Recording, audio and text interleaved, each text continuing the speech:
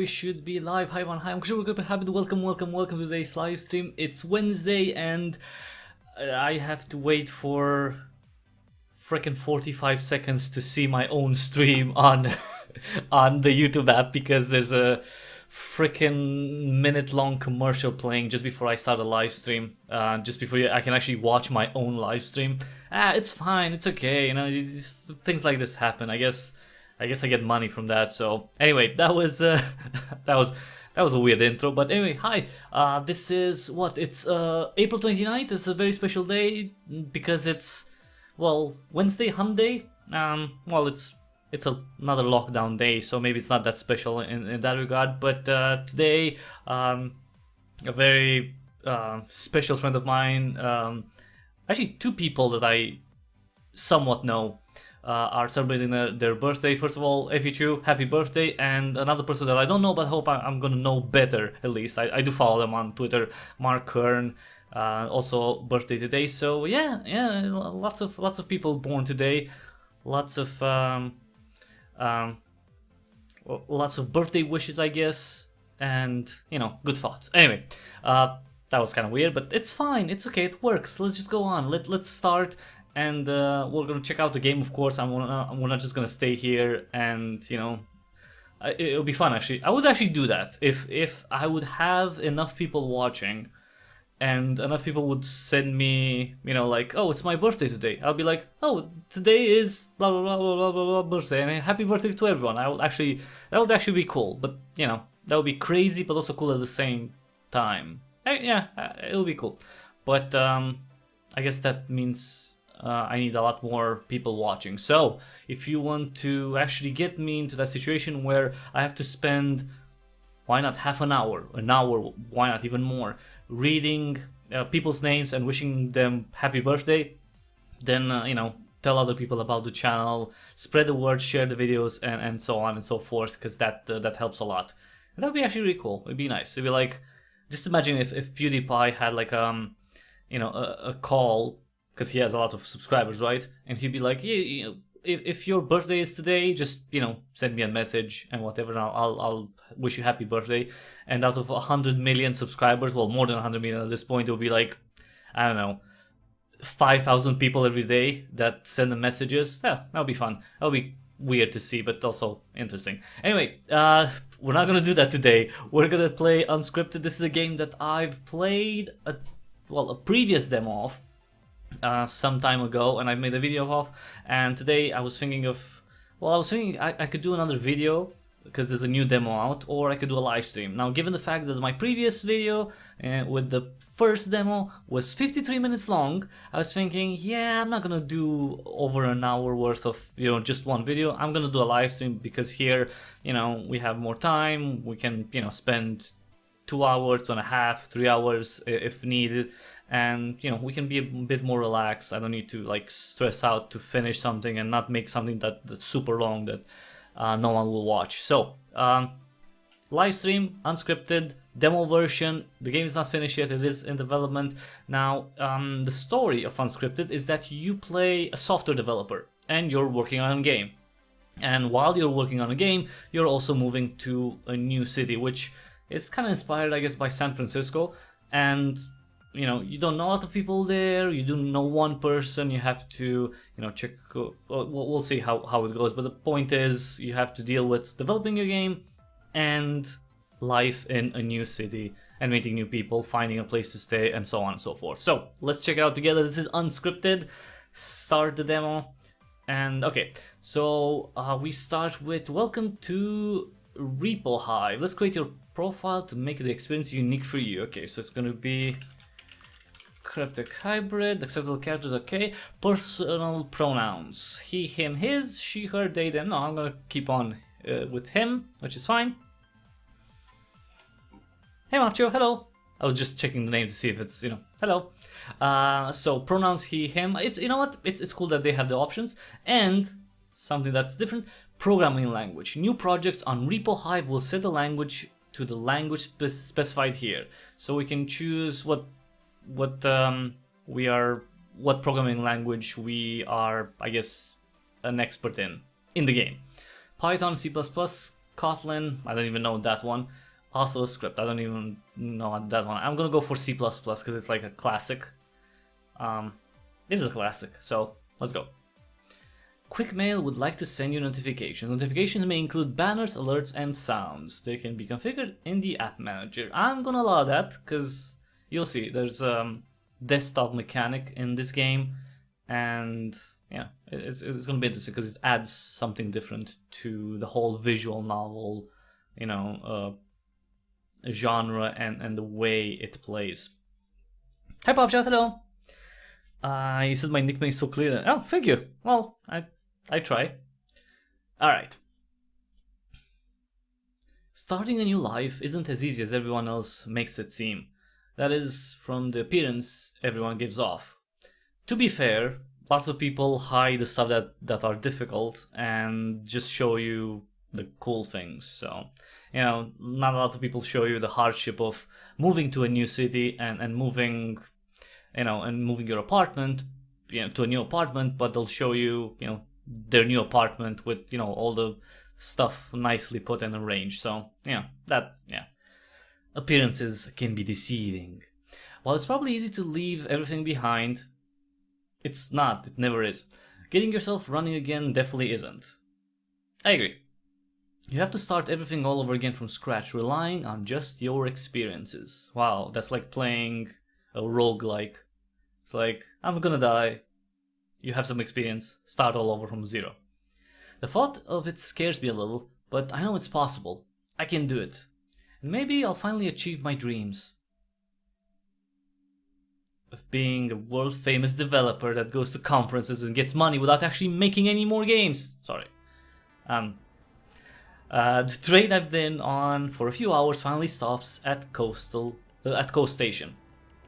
I step out of the train feeling both relieved that I arrived and concerned about my life to come. This is it. I'm now a resident of Catalina City, sans the paperwork. I've heard many good things about this place, mostly that all of the great developers live here. Actually, that's not exactly true. So they used to live here, but a lot of them have moved to Colorado. Very interesting. It's a weird. It's a different place. It's, you know, more inside the continent, but I'm not sure if I can really meet up to that expectation. But I can try my hardest. I'm sure I can develop a pretty cool game for the pack store, maybe even into its prestigious arcade. I pick up my belongings from the baggage claim area and step out, taking a look around. The crisp, cold breeze welcomes me into the city.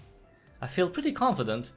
I take a look at my phone to check the time. It's only 2 PM compared to the 5 PM arrival I was anticipating. Wow, these trains are like, I mean, that's weird. So, anyway, I've never heard of a train arriving 3 hours early. Unless they... okay, cool.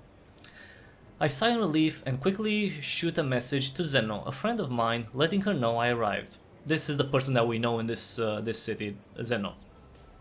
We met a few years ago at a developer conference and had worked on a few projects together. For the longest time, she came off as cocky and pretentious. I never really understood it. We would sometimes get into arguments in our text message over her attitude, but we eventually came to our senses and she opened up, probably because she had a life-changing experience. Okay, which was? All things considered, she's still a great developer and a good friend. I'm thankful that she's letting me stay at her place for a couple of weeks until I get settled here. I take a seat on the bench and look around. That's the second time I look around. I don't know why that sticks out to me. It's like, you don't have to say it multiple times. You know. The city is somewhat bustling with people, but it's not as crowded as New York. It's a better dynamic for me. I pick up my phone, ready to check for a response when I see Zeno at the end of the walkway. She gently waves. I grab my belongings and walk to her, making sure I don't hit anyone with my suitcase.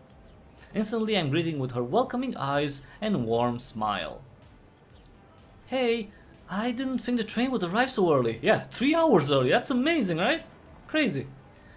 I was expecting some delays, so I guess that makes 2 of us. Well, at least you're here. I don't suppose I can grab one of your bags? She points to the one on my shoulders. Sure, thanks. I hand her the bag and she puts it on her shoulders.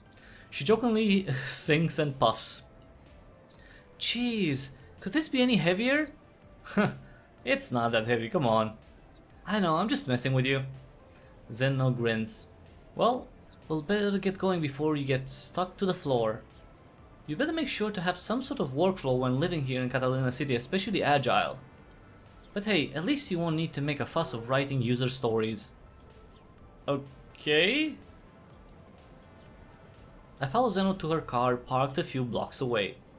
As we're walking, I take a look around 3 times already, taking in my surroundings. There are too many shops around, though I did notice a lot of... there aren't too many shops around, but I did notice a lot of offices and cafes. I'm overall intrigued by the city's welcoming and bustling atmosphere. Hey, Cryptic? I shake off my trance and notice her slightly concerned expression. Oh, I'm sorry, I kinda spaced out. It's fine. I just wanted to check. I already put your bags in the trunk? Oh, thanks. She opens the passenger door for me. Oh, thank you. I step inside and she closes the door. She starts the car and begins driving. I've noticed there are a lot of offices and studios around here. Was that always the case? Well, some companies come and go. Others become spaces for regular citizens to work. And then there are a few that are bought by some developers and turned into an indie studio. Wow, sounds like the ocean. Yeah, I guess. You never know who stays these days. That building on the right side of us has had several tenants over the past 5 years. At one point there was a therapy center and a research company next. It's vacant now, but you'll never know what's next. Wow, things change a lot here. It can be tough out there to start a business and development studio. The rent's affordable, but you pretty much attach your name to the place. Once you're there, well, people out here watch you very closely. Sounds rather harsh. It's just the way it is. I personally can't imagine myself doing that sort of thing. I'm much more content with my current job. I get to write these interesting apps for this company that does science and stuff. Science and stuff. I like how she talks like she's not actually doing anything, you know, too high level. It's like science and stuff. I'm working on science and stuff.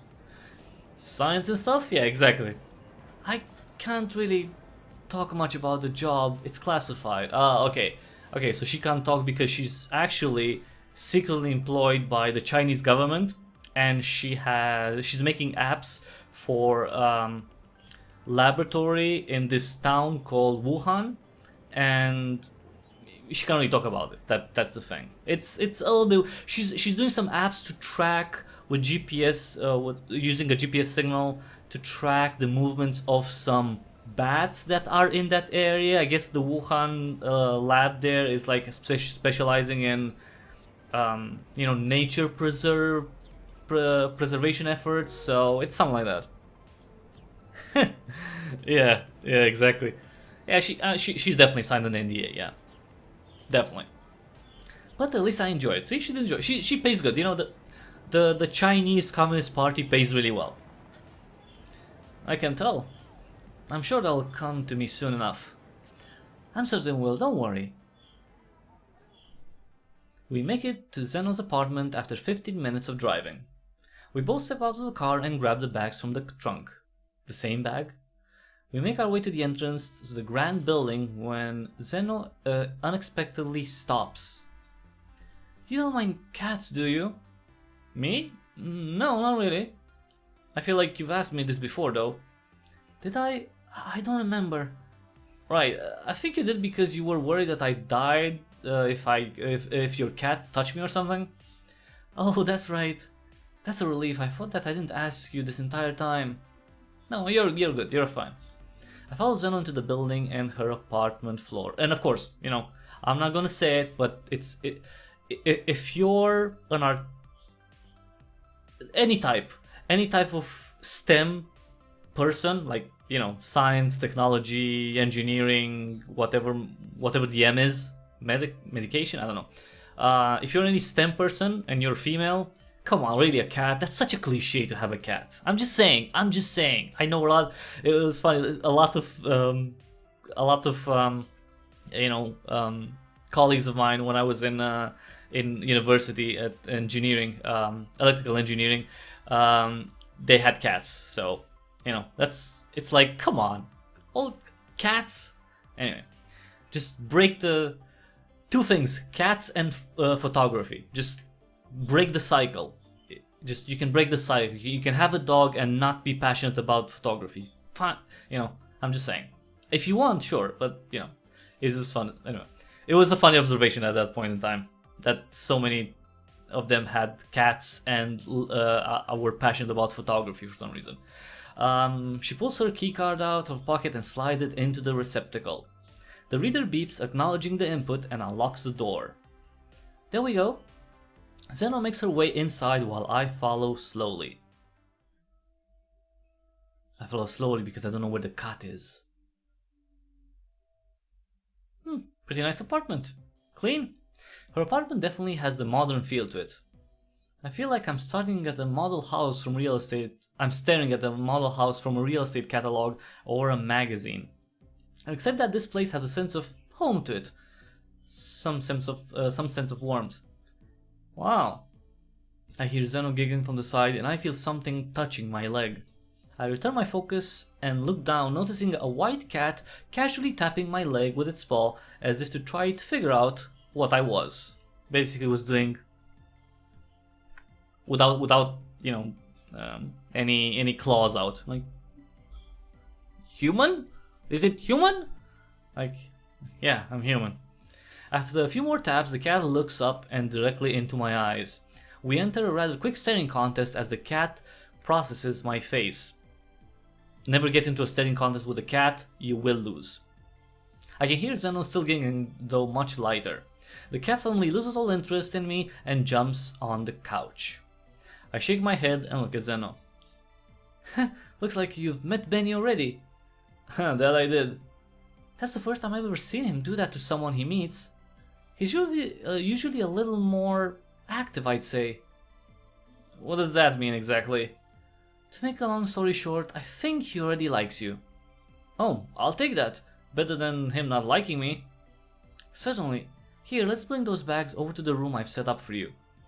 I follow Zeno to the room on the right side of the hallway. I step inside and take a look. And then I look around. Sorry. If I see that specific text, I look around again, it'll be... no, not good. I really don't use this room often, mostly for guests. But I hope it works for you. Should be fine, yeah. I'll take it, it's better than sleeping outside. I put my bags to the side. I should warn you now before you end up discovering this, but that TV isn't connected to cable. I've never been much of a TV person myself, so I don't pay for cable or anything. I get it, she only has Netflix, it's fine, normal. But it is connected to that cable hanging there, so you can at least use it as an external display. Yeah, that works for me. I'm not much of a TV person either. I also binge watch on Netflix. You know, we're, you know, Zoomers or Millennials, depending. I'm not sure if these guys are Millennials. They might not be, they might be Zoomers. Like, actually, they might be Millennials by age. Alright then, I'll let you unpack and settle in however you need to. Oh, let's, by the way, since I say that, let's save. Okay.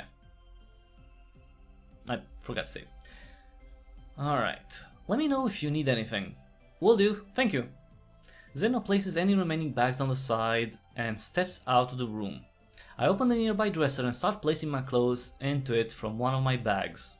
Meanwhile, I can hear Zeno in the living room, probably talking to her cat. Who's a cute little kitty? I grin. Benny seems like a pretty chill cat. The both of us will get along nicely. Famous last words when it comes to cats. Oh, this cat is lovely, it will never scratch me, and they're like... Sorry. Once I finish putting away my clothes... You never know with cats, that's what I'm saying. You never know with cats. Also with dogs, but it's you know, you're safer with dogs usually. Once you know a dog, I mean.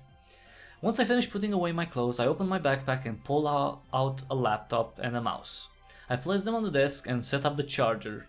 Well, that actually, yeah, I'm just looking at the laptop line. That's a pretty thick laptop. That looks like an old IBM maybe, like an IBM ThinkPad, not a Lenovo ThinkPad, like from the IBM era. Anyway, he needs a new laptop, but you know, Since I have some furniture in a couple of bags... Furniture? Oh, I decided not to open it and slide the bag under the bed. After everything's set up, I sit on the bed and take a few moments to collect my thoughts. Just like that, I've begun my new life as a video game developer in Catalina City.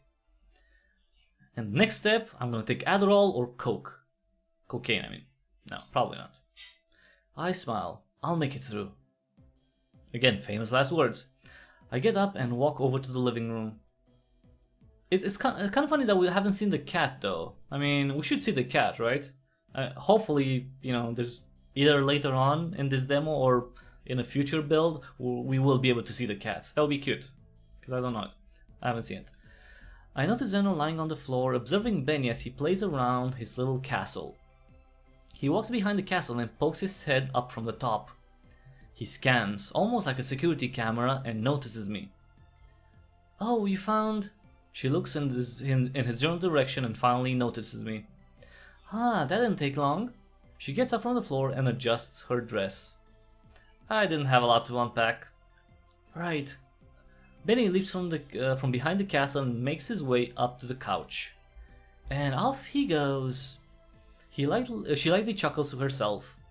You never know with cats. They always have some sort of adventure for themselves. I guess so. Now let's see what we can do here. She walks over to the kitchen and opens the fridge. Oh, right. I had forgotten about this. I was going to get groceries before you arrived, but it must have slipped my mind. She picks up her keys from the counter. Well, I guess I'll be right back then. Perhaps you might want to rest a little while I run out? I guess, maybe. Well, I'm sure Benny can keep you busy in the meantime. She gently closes the door while Benny looks at me. And when he says looks at you, it's literally a cat just like... with those big cat eyes. Staring at you. Can be freaky at times.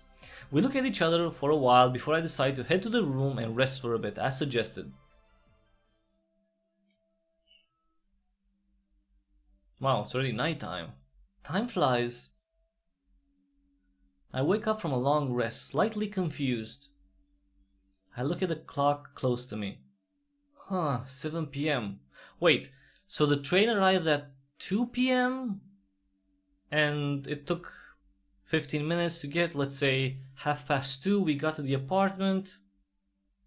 Oh, so I slept for like 4 hours? More than 4 hours? Had I really slept for that long? I hope that I hadn't at least missed dinner entirely. I get out of bed, swing to the bathroom and get myself cleaned up. After making sure that I hadn't looked like I just rolled out of bed, I walk over to the living room. I found Zen on the couch playing some sort of game on the television while Benny scratches one of the poles on his castle. Rather than interrupting, I patiently wait until she falls into a pit of acid in her game. Hey, I hope I didn't miss dinner or anything. Oh, you're awake! And now you didn't miss dinner. She puts her controller down and gets up from the couch. Now I wonder what controller that is. Does she have an Xbox? Does she have a PlayStation 4? Who knows? Who knows? Maybe, you know, if anyone has any ideas, I'm taking bets in the comment section. Just tell me what do you think is the console that Zeno has, Xbox or PS4. I mean, technically she could have a Switch too, but let's go between these two. In fact, I'm still waiting a bit before it's ready. It turns out that I had to do some extra digging around for the ingredients I needed. Apparently, the grocery store I usually go to stopped selling products from a specific brand. Oh, sorry to hear that.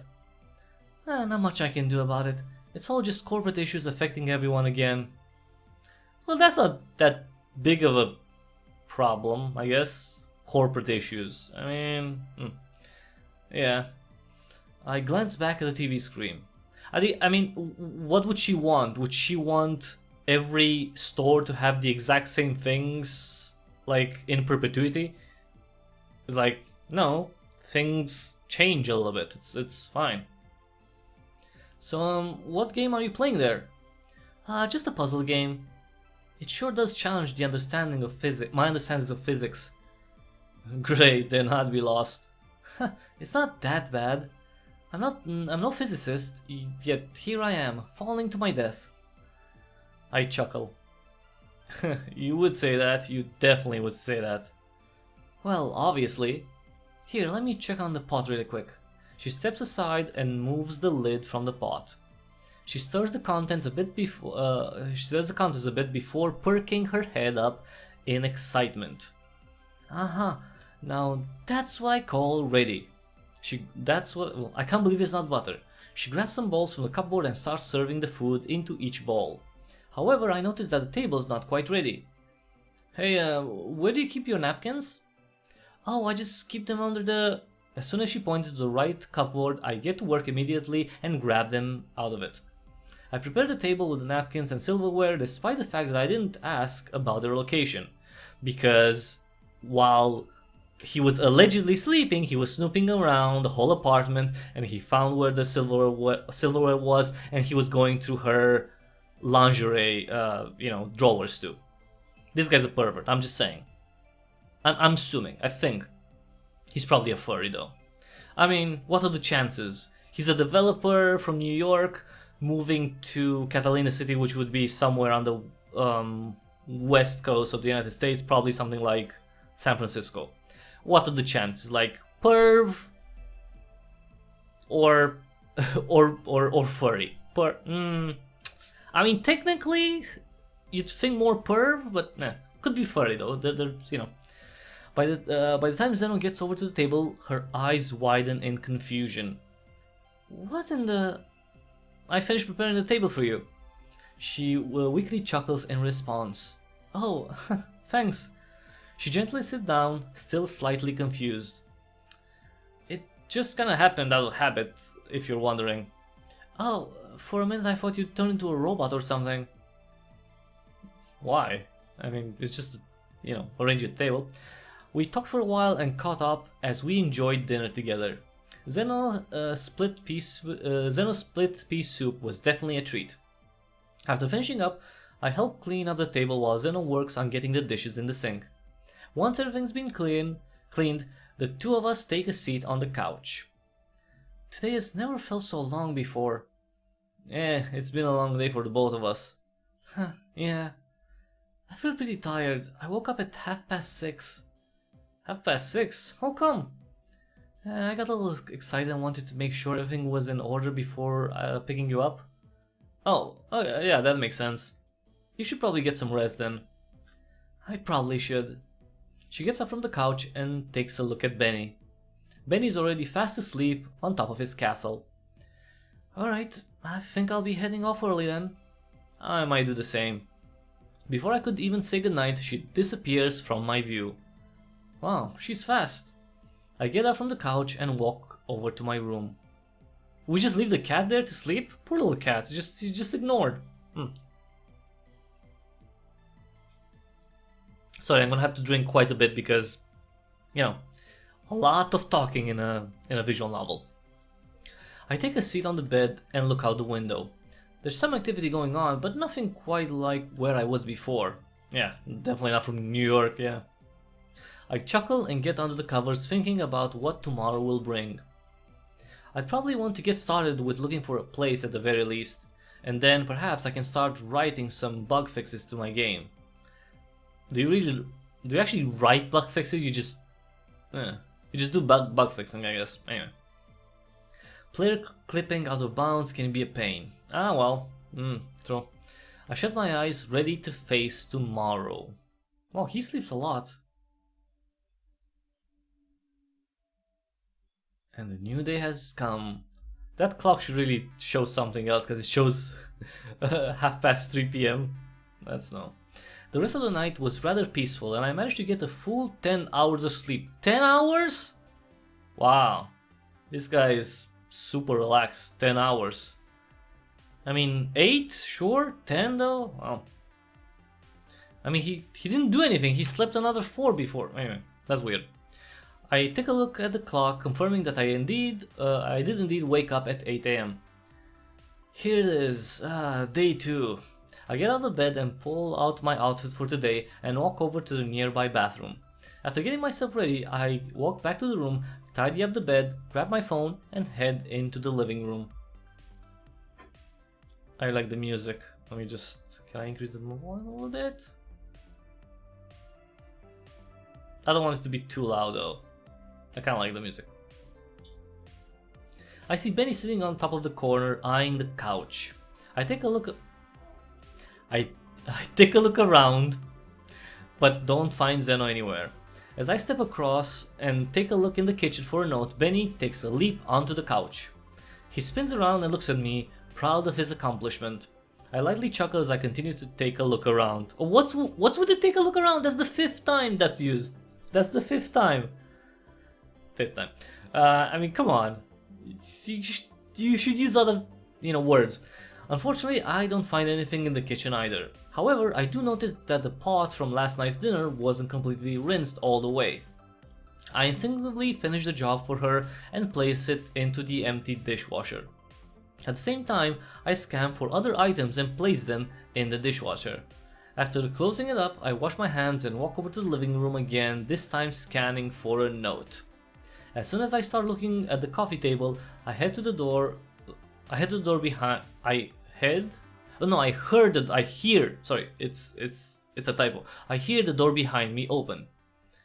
No, that's not how we're doing it at all. How many times do I have to tell you this? I turn around and notice Zeno at the front of the apartment, flustered. She grips the phone in her hand. Ferengay? I guess it's Ferengay.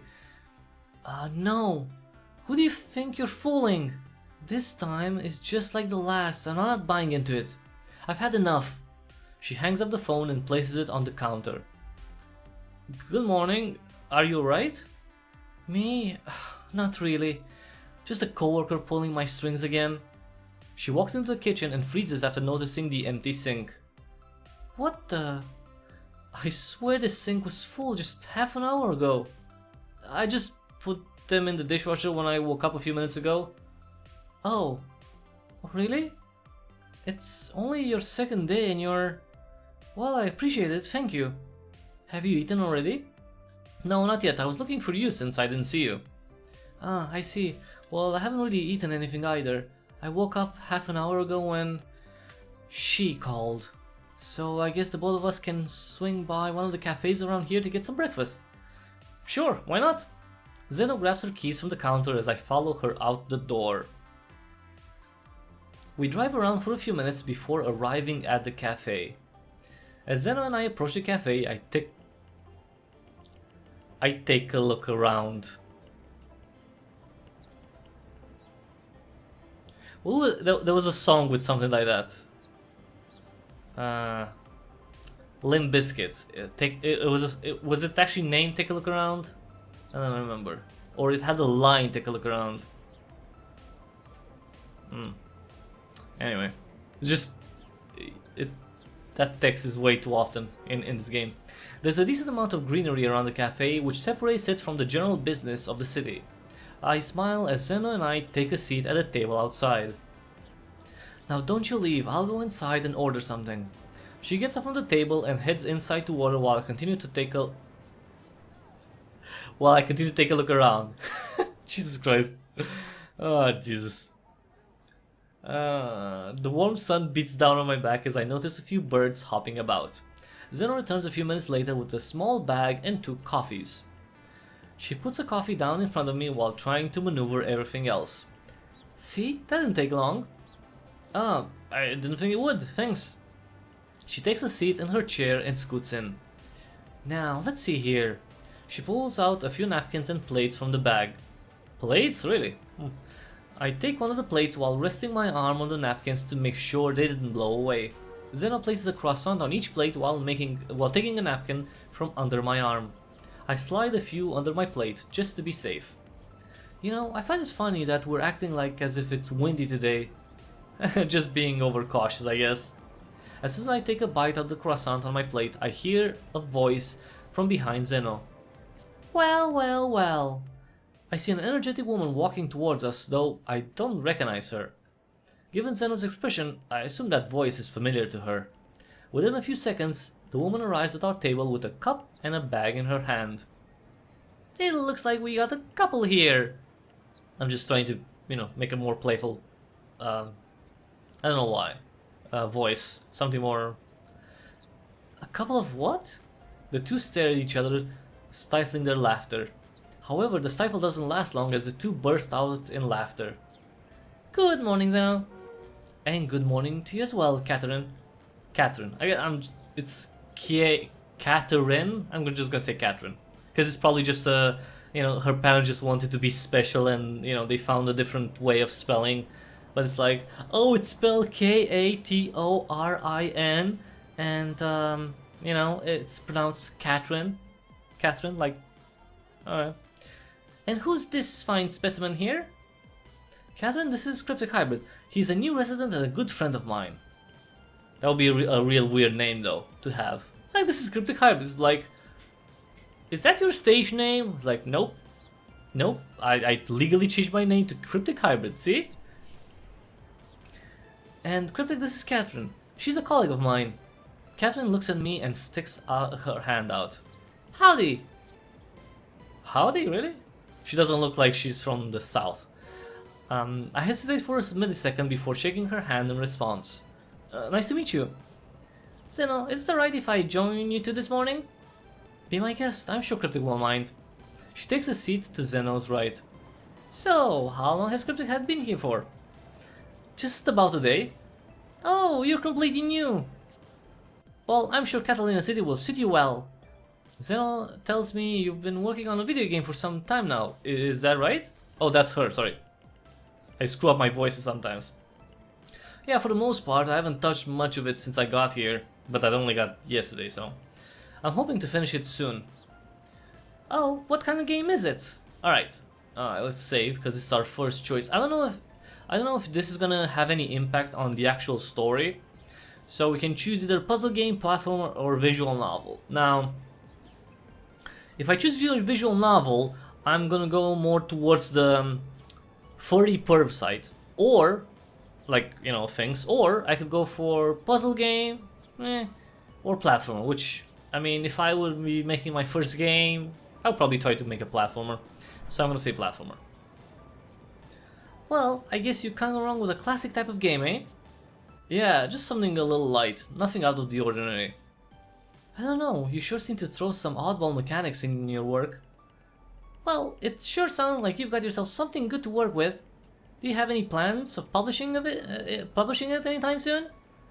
Well, eventually. I'm hoping to get it into the pack store, maybe through their arcade. Wowie! That's quite a goal. That store is a little difficult to get into. I know Tim Cook can be a biatch when it comes to, curating it. I'm just assuming that the pack store is the Apple store, and it's, I'm sure this game has a Tim Cook, I'm sure. I had a few friends that tried really hard, only one of them made it though. Who knew it'd take a lot to get a small utility in there? Regardless, I think he'll make it just fine. Who knows, I think the arcade is still pretty new. Maybe you'll be one of the first to make something really special there. Maybe, yeah. If it's anything the arcade needs right now, it's a good platformer. I appreciate the sentiment. So, do you have a place to stay at already? He's staying with me at the moment until he gets himself settled in. Yeah, hopefully I can find a good place within the next week or so. I'm sure you'll find a good spot. Places are selling around here most of the time. It's just kind of been that way with companies and shops moving in and out of here. Makes sense, I guess. Don't worry, I'm sure you'll find the place soon enough. I think Zeno wants me out of her house already. Zeno takes another sip from her coffee. She's being passive aggressive or not? Yeah, I remember when I first moved down here, the building I lived in was brand new at the time with no tenants. I think I was the only tenant for a month before more people began showing up. I suspect that the landlord didn't put up any offers online or whatever. Luckily, I found out from a friend long before the building opened. I have a funny feeling my neighbors quizzically look at me every time I fix something for them. I know all the ins and outs of that place already. Well, I'd certainly have questions if my neighbor just fixed something that only my landlord would know how to do. I'm sure you have some expert in your building beside your landlord. Catherine looks at her phone and grabs her coffee. Well, I should be going. I got a couple of pull requests to review. A pleasure meeting you, Cryptic. I'll see you around, Zeno. Catherine gets out of her chair and walks out of the cafe. Zeno takes another sip of her coffee. She probably drinks like this. She's contemplating and stuff. I just assume. So how long have you known her? Quite a long while. I'd say about 10 years. You two sure seem like a dynamic duo. You're funny. I'm sure it wouldn't have been that way if I didn't tell her about the apartment. We spoke at each other before bursting into laughter. Yeah, maybe. We should probably get going before we get too comfortable. Sounds fair. I want to take a look around. I'd like to take a look around for a bit. You've been doing that like too many times in the last day. Jesus Christ. 24 hours. I'm looking around, I take a look around, I take another look around. How many times can you take a look around in 24 freaking hours? Jesus. Anyway. No worries. I got to take care of some release bonanza in half an hour. I suppose we should meet again here later? Sounds like a good plan to me. I'll text you when I'm on my way. See ya! Zena walks off to her car and drives off. I sigh peacefully as I walk out of the cafe and onto the street. And then I take a look around. The street isn't too busy like I had imagined. There's a few people walking about, but it's not too crowded. Probably because it's, like if it's a big city, like kind of like California style city, a lot of people are in their cars. I walk around for a bit and look. Look around the city. Oh Jesus! There's some kids building some forts in a park, and other people are talking while walking, which is what people do. At least the atmosphere here seems nice. I lightly chuckle and continue walking about. I notice more shops and people about on the sidewalk as I continue looking around. It's interesting seeing the city full of activity. Although I might not fit in just yet, I still feel at ease. I stop for a second and look at the building nearby, making out where some signs used to be. It looks like this place had been a clinic before. I shrug and keep walking until a voice from behind calls out. Hi, hello! Nursing Splash 98? Is that actually Nursing Splash? No, Nursing Splash 98! Nursing Splash 98 sounds like the name of a boy band from the late 90s. That's a compliment, by the way. That's a compliment. Cause they were cheesy but cool. The names, they worked. Well, that's certainly a new face. I hesitate for a second, pondering whether I should keep moving or stop. I decide to stop and turn around, assuming that she was calling out to me. I see a woman approaching me casually. She looked normal, just like everyone else. Her smile was friendly too. However, something didn't feel right. I just ignore my instinct and wait for her for a few seconds before responding. You must have a good eye for spotting new people. Perhaps I do. I surely don't recognize you. I continue to feel at unease with her. I don't know if that's right written. Okay. Of course, I've only been here for a day. I don't really recognize you either. The woman chuckles, furthering my unease. The name's Christina. I see. I hesitantly stick out my hand for a handshake. Cryptic hybrid. See, we're not actually doing any social distancing. We're shaking hands. She accepts my handshake and grips my hand. Something tells me that she knows exactly what she's doing. Well, Cryptic, I think we'll be seeing each other more often. I have a feeling. I got a feeling. Sorry. Okay, perhaps. Well, it was nice meeting you. I must go now. Farewell, Cryptic. Christina walks off in the other direction as I try to calm myself down. She seems nice and all, but there's just something about her that I can't quite put my finger on. I try shrugging it off and continue walking. Eventually, I make my way back to the cafe from this morning. Oh, it's already nighttime? Wow. After the unsettling feeling, I couldn't really find any new places. However, I do notice Catherine and Zeno talking just outside the cafe. I casually walk over to them and hope I don't appear too anxious. Luckily, John managed to push the feature up before I hit that release button. Phew, close call, huh? Yeah, and luckily the feature's in the latest betas. In the latest betas. Betas? In the latest betas. So, well, good for you. Glad to hear that worked out. I've just been handling PR delays. PRs? PR, maybe. I'm not sure what it is, but I guess I've just turned into the PR monkey. I wouldn't worry, Catherine. The feeling subsides later when you start writing more things. I think your company is just trying to figure out how to handle Agile. Agile. Oh, howdy, Cryptic. I didn't see you there. I was just standing next to them, like awkwardly without saying anything, and be like, I didn't say anything. I'd be like, hey, girls. I told them we'd be meeting up here. How did apartment searching go? It took some unexpected turns. No luck today, but I'm hoping to try again tomorrow for something. That's a shame.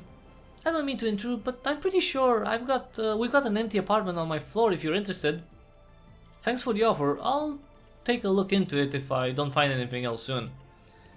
I take it you're ready to go? I'm ready when you are, Zeno. Alright. Talk to you later, Catherine. I should be making dinner about now. Alright then. See you later, Zeno and Cryptic. Zeno and I make our way to her car and she drives us back to her apartment. Zeno heads straight to the kitchen as soon as she arrives at the apartment. See? She's not doing... Okay, see? This is what got us this whole freaking pandemic, right? In addition to, you know, probably people eating bat soup. Maybe not. She came home, she should take 2 minutes to wash her hands, but no, she just rushed into... No. Maybe changed her clothes? No, nothing. That's not how you do it. I spot Benny playing with some yarn on the couch. I decide to sit next to Benny and watch him as he unravels a bit more of the yarn ball. The ball makes its way into my lap and Benny follows suit. Within a few seconds he loses interest in the yarn and naps in my lap. The purring is enough to calm me down and forget about what happened earlier.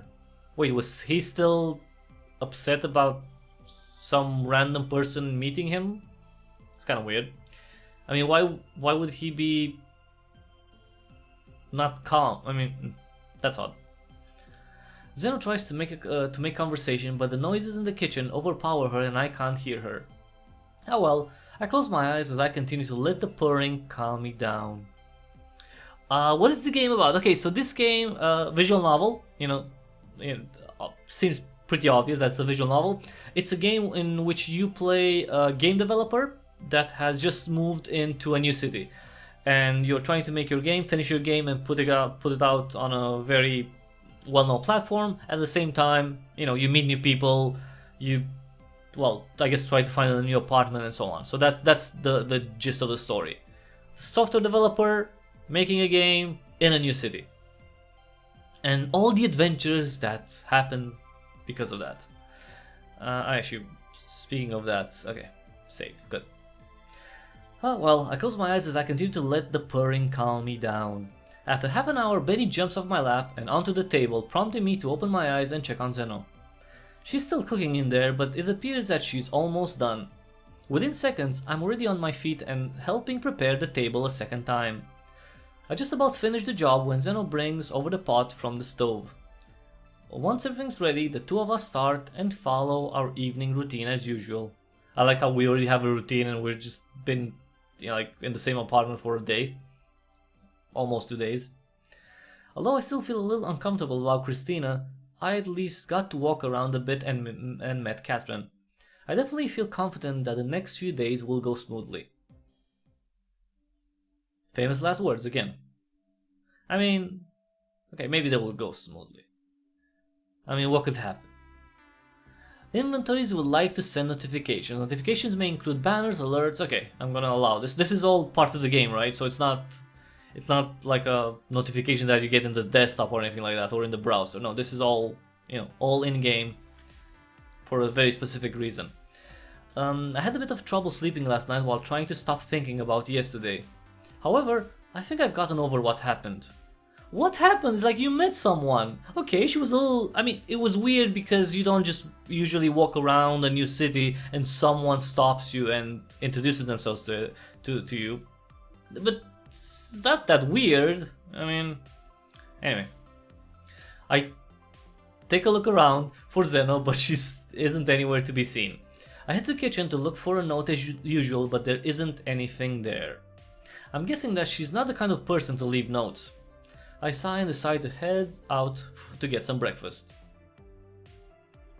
I make my way over to the cafe from yesterday and I notice that no one's around. I check my phone for the time. Oh, it's nearly 7 AM. I must be too early and the cafe is not open yet. I shrug and swing by a grocery store that thankfully was open and grab supplies. When I arrived at the apartment, I placed my bags on the counter and checked to see if Benny was around. Luckily, I see him sleeping in a little cubby hole in that castle of his. I smile and unload the groceries from the bags. Once I finish unloading, I search for some pots and pans to use, placing them on the stove. I catch myself falling into a rhythmic state and cooking breakfast with a beat. Within minutes, I prepare something small and find myself dancing to my own beat. I can hear... He hears music in his. I mean, that could happen. I place my dish on the table and immediately work on cleaning anything up that I needed to. Once everything's been cleaned up, I sit down and start eating. Zena walks through the door after the first few bites. She seems somewhat startled, but she's not letting that stop her day. I wave since I already have food in my mouth. Like, morning. Did you run out of the store or something this early? I nod my head, making sure I don't choke on any egg. Oh, I'm sorry, I didn't think you'd get up this early. I swallow, wave my hand about, and wait until my throat is clear before talking. I didn't think so. I don't know why I feel the need to act this out, but it's fine. I didn't think so either. I guess the cafe is closed for this hour. Yeah, I think they're closed today because they needed to repair something. Well, I grabbed groceries anyway. There's still some left if you wanted to, me to make you something. It's alright. I grabbed stuff on the way back. I was called in super early this morning due to some bug. Yikes, was it a nasty one? Just a file permission error. That would do it. To be fair, they think I'm the only one that could fix the problem. Jeez, they could have grabbed anyone that uses Linux to fix it. I wouldn't get too caught up in it. They probably don't know any better. I guess so. I put my fork down on the empty plate and get up from the table. I had my fair share of stupid moments like that. Man. See, how do you pronounce this one? I don't know. Because this might be something that I would like bastardize in terms of pronunciation. Like, Nginx? Is that? Nginx can be this. I don't know what that is. It could be something that's real in the real world. I don't know what it is. Zeno stifles her laugh. Yeah, fun stuff. I'm thinking of trying again with apartment searching, though. Maybe head in a different direction. Take your time. You don't need to rush into this, you know. Right, because we just arrived like 2 days ago. If I were you, I'd personally try tackling your game again, at least to get some progress done on it. Yeah, I guess so. I was hoping to make sure I had a place and all that before getting to it. That's fair.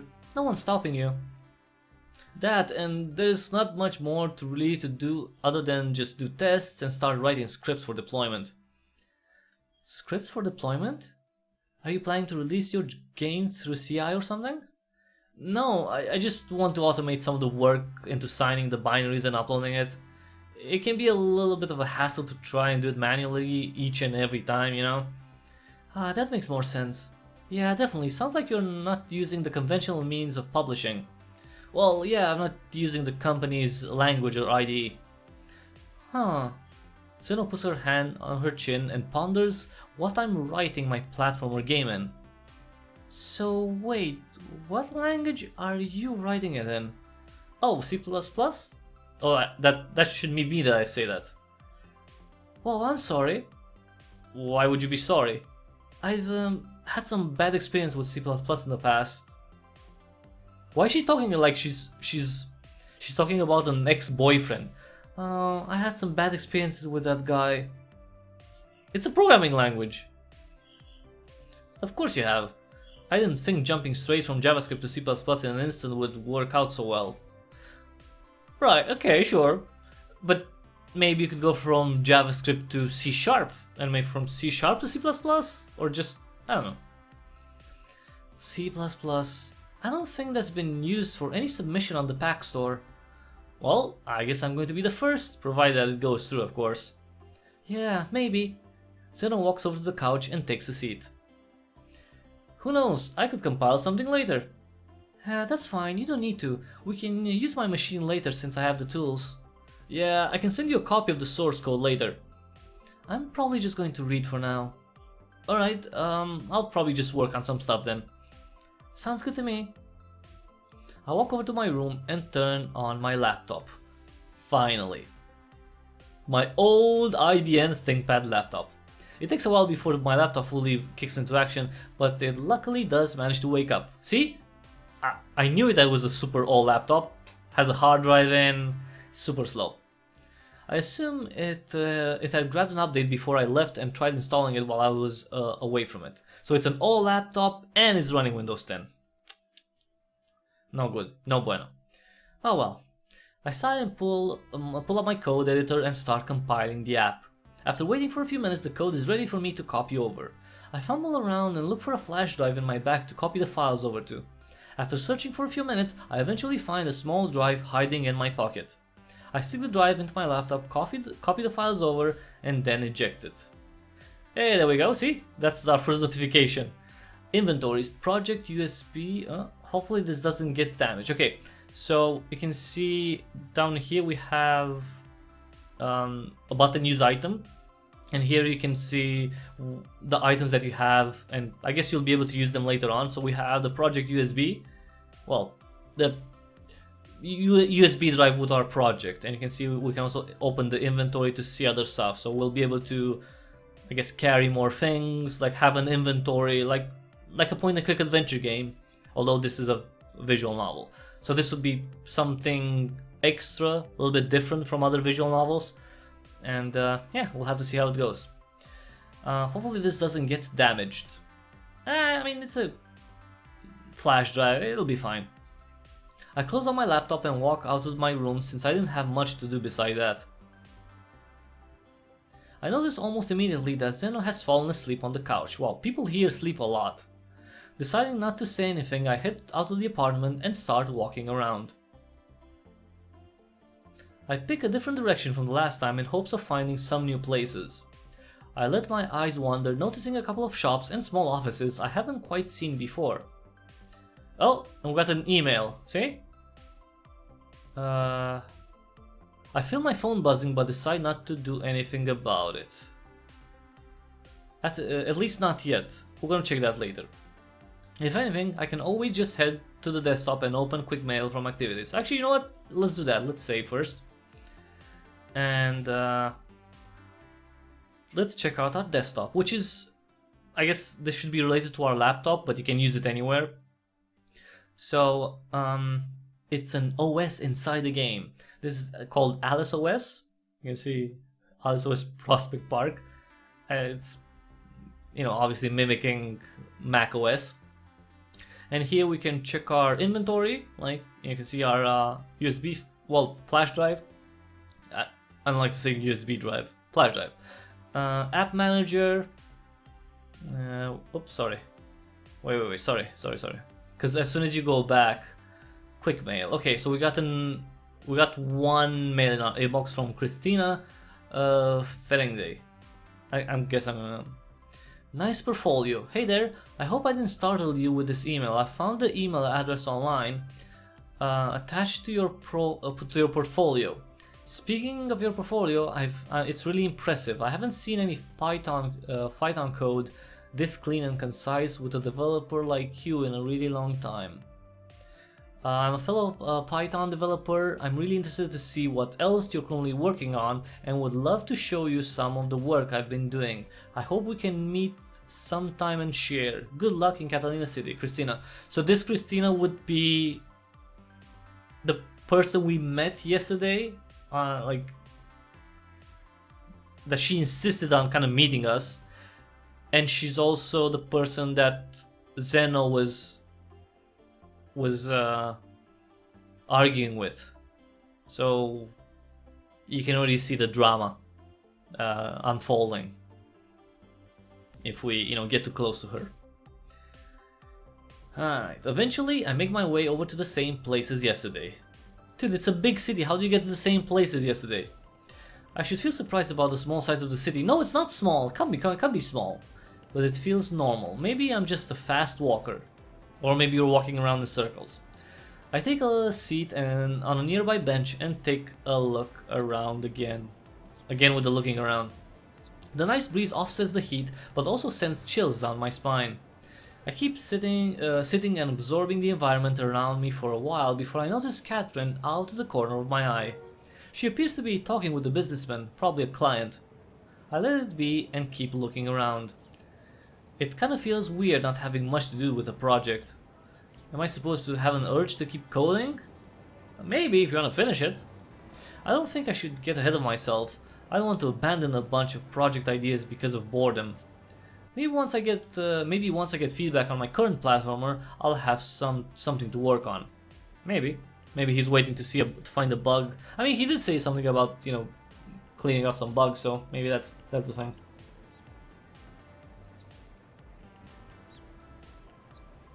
There's always the distribution scripts, but I'd best hold off for now.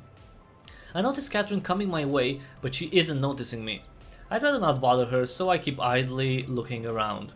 She passes by, twirling a pencil in her hand as she walks. So, I don't know, something like this. I don't know. I was thinking like she'd be like, playing with her hair. No. I smile and get up from the bench, continuing my trek. I spend the rest of the day continuing around town. I even managed to find a decent place I could potentially stay at. I got the landlord's contact information and took some pictures for consideration.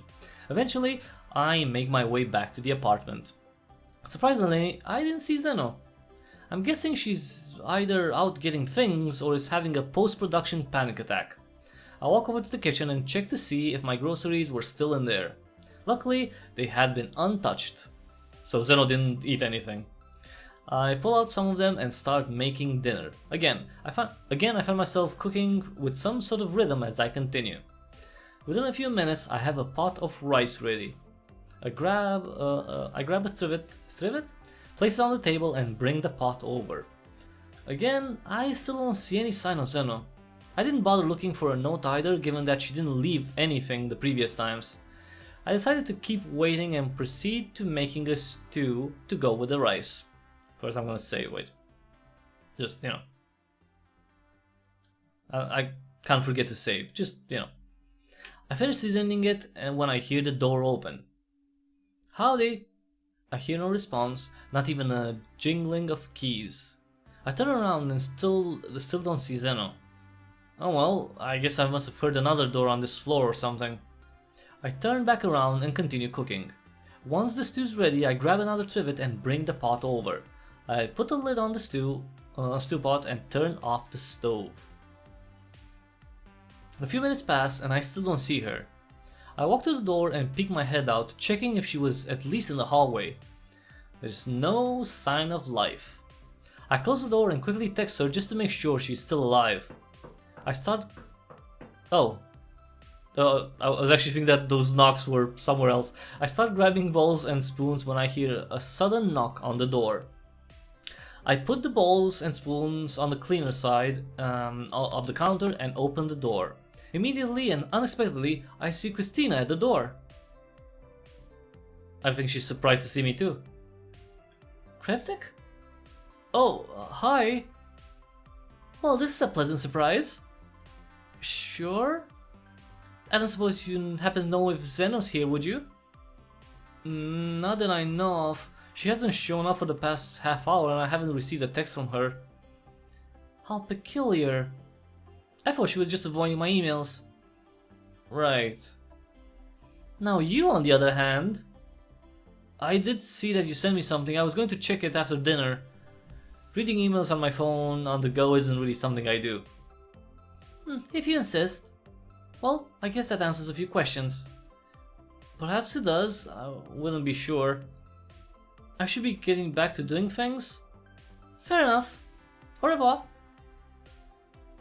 Okay, Christina walks away from the door and over to the elevator. I sigh and sit at the table. I might as well also read the email she sent. I reluctantly pull out my phone and open the email. Okay, we read this one before. So she's trying to get to know me, and the only issue is, does she know that I live with Zeno? Well, maybe she found out now, but it can't just be a coincidence that I met her, right? And if she's not good with Zeno, then maybe she's looking on for a way in to, I don't know. She could have some malicious intent. I don't know. I thought I hid my email address pretty well. I guess I must have forgotten to do something. I'll need to figure that out later. I check my phone again for any messages from Zeno. There still isn't anything and I'm concerned. I try calling her, but it appears that the call doesn't go through. If I knew Catherine's number, I would probably call her. I lean back on the chair and try to think of the next best thing to do. Call the cops. Suddenly I hear the door swing open and see Zeno, filled with fear. Hey Gads, I'm so sorry.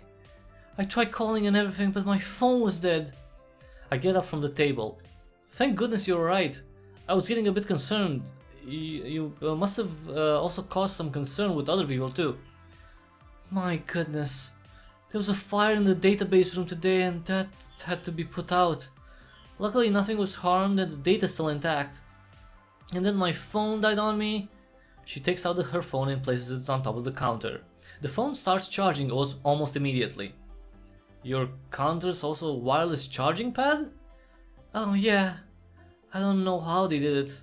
Well, you get the charging coil and you... Yeah. Well, at least you're alright. I made stew and rice.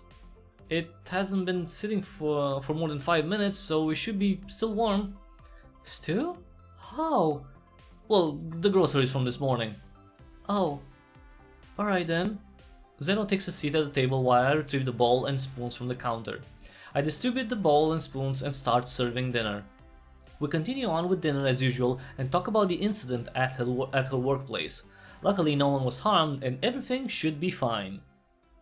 Except for a few burnt, hard drives, flash drives, motherboards, one server rack, one rack mount. It's okay, it's fine. Like 200 meters of cable, they burned, but it's okay, we're gonna change it. Well, that is except for part of the wall. The company will probably make some backups tonight or tomorrow to make sure the data is safe. After dinner, we share our usual goodnights and part to our rooms respectively. I place the USB drive onto the table and sit on the bed, contemplating about the day. Although today was one of those nothing to do kind of days, I still managed to find a place. I'm not sure how I feel about seeing Christina again though. There's just something really odd about her. I shrug it off and slip myself under the covers. And a new day dawns. Seriously, I really need to fix that clock. It shows 3:30 all the time. Alright. I really need to fix that freaking clock. And I need a new laptop, so hopefully later on in this game we're gonna ship something, we're gonna maybe get a job, and I'll be able to change that laptop because that's just abysmal. That's sad. The night was rather calm, though I imagine Zeno felt a bit unsettled after the incident at her workplace. I take a look at my phone. Wow, it's already Saturday? I shrug, get changed and head into the living room. Zeno wasn't anywhere to be seen and I had pretty much expected it. After all, it's just a Saturday, she's probably still sleeping in. Deciding to go for a walk, I text Zeno that I'd be out of the apartment for a while. Once I made sure I was ready, I walked out the door and onto the road. I spent about 15 minutes in the city before I arrived at a small area off the road. It appears to be a lookout point viewing the ocean waters. Right. I stop and lean against the wooden fence looking out at the waves. I watch the waves crash against the rocks below. Some birds fly about in the sky. I feel a light breeze blowing towards my right arm. It doesn't take long before I relax, absorbing the scene around me. It's not often I get to see this kind of thing. Well, definitely not from New York. I mean, you would still see the ocean from New York, it's just different. The last place I lived in was constantly bustling and there wasn't much nature to look at. Well, if you was living in the city, yeah. Going out to see places like this was a bit expensive. Still, I didn't have much time as I was always busy with work. Well, that and studying. It's part of the reason why I wanted to move down to Catalina City in the first place. Besides being able to finally chase my own dreams, I finally get to enjoy a decent lifestyle that isn't centered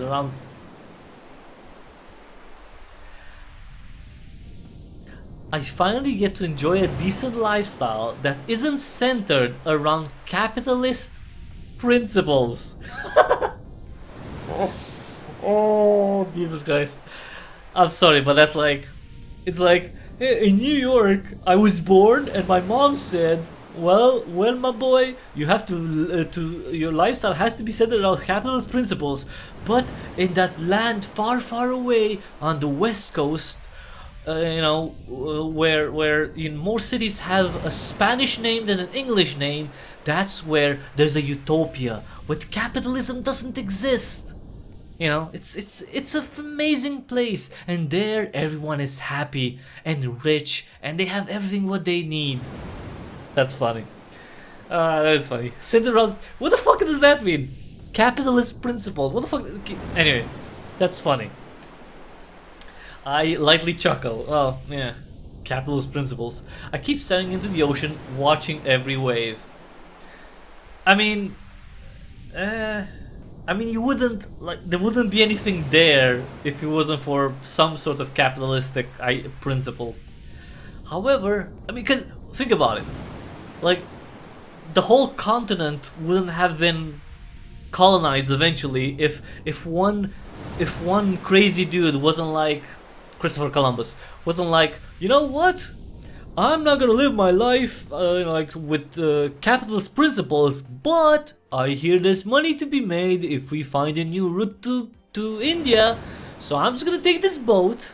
That's financed by some people in Genoa or whatever, and I'm gonna go and maybe I can make a life for myself, and that's not the capitalist principle to make a life for yourself. And eventually he got blah blah 500 years passed, and this guy can stare at the ocean on the other side of the freaking world from where his ancestors probably came from, and he'll be like, finally, no more capitalism, I can be free. It's like, yeah, sure, dude. Sure, yes. Alright. I mean, to be fair, he's a software developer from New York. You can't expect him to know much about capitalism in general. That's let's be honest. The school system in the United States isn't exactly the right environment to have a truthful view of the world around you. Let's just say that. Legend says that if you stare at the ocean long enough, you'd get engulfed. I turn around. Yikes. Sorry. There's Christina. I don't know how she got here. I think she's following me. I don't know why I'm so anxious around her. I mean, she isn't evil or anything. Well, actually, we don't know that yet. She may be evil. I mean, I'm sure some people would say that she's a brunette and she's evil because she's a brunette and only blondes are good, but we don't know, maybe. But sometimes just seems off. I smile and shake a bit, hoping to get rid of my fear. Yeah, I'm surprised you'd be here this early. Same. I guess you're not a fan of city life. I wouldn't necessarily say that, but I do like to enjoy nature and I would love to do it more often. Everything in moderation. Of course, you can't drown yourself in your own work for too long. It's partially why I wanted to move down here. Certainly, you get a fair share of that here since we're near the beaches. If I didn't know any better, I'd think we were on an island. I see. You must go out a lot then. I like to have my nature enjoying time on the weekends too, you know? Sorry, I just went really high there. I think I like it. I don't know why, sorry. I'm just trying to do, you know, different voices and I'm not the best at it. I'm not a, you know, a voiceover artist. Fair, fair. Despite the fact that I still feel somewhat uneasy about her, she seems completely normal. I guess that if I want to get over my fears or whatever, I better start talking to her. What should I talk to her about? Okay, let's save first. Okay. How long? Okay, that's fair. How long have you been in Catalina City? She chuckles. Wow. Just how long has it been? You know, I can't really remember off the top of my head. I mean, I've been here a while. I want to say I've been a Catalina City resident since I was a kid. It's been so long since I first moved down here with my family. Alas, they decided to move elsewhere after I graduated and got a job. But this has been my home for a long time. Sorry that I can't put a number on it. But that's not actually putting a number on it, it's just calculating. It's like, you know, I can only put a number on the years that I've been here. It's like, no, you literally count. When you arrive here, you take the year that we're in, you subtract from it the year that you came in here, and you get a number, and that's the number you've been here. Like, you don't have to put a number, there's a number already. Anyway, that's weird. That's a very weird way to put it. Let's see. So yeah, what do you do for a living? That's fairly honest. Well, I'm pretty much like everyone else in that department. Mostly just web development and anything Python related, really. She looks like something from a hentai film. Well, I guess I mean, it's the visual style, right? So it's all of them would kind of look like that. So just like apps, or for the most part, yeah. I'm sometimes consulting others too. I don't really talk about my work though. Another person that's very, you know, secretive about their job. That's fair, I guess. Let's see. How do you know Zeno? Yeah, that's a good question. Well, I guess you could say I've known her for the entire time she's lived in Catalina City. She and I work together on occasion. Oh, so I'm guessing you eventually found out about the database room? Ah, so that's what happened. Well, I didn't realize. No wonder she didn't say anything. So, are you two colleagues, or is it something else? Well, I don't necessarily work for the company she does. I'm a consultant. Beyond that, well, I try to be amiable with her. She doesn't seem to really want to do the same. I might have to follow up with Zeno on that at some point. Maybe she's the co-worker Zeno was talking about. She's definitely her. Can't be. I mean, what are the chances? Same last name? It's her. Alright. So, do you have a lot of free time? Well, I don't really have much work to do. I don't like overloading myself and engulfing too much in my job.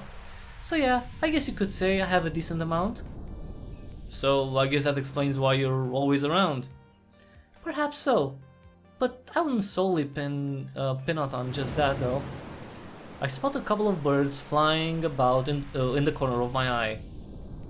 You know, I thought you'd just ignored me this morning. Ignore you? Why would that be? It's written on your face.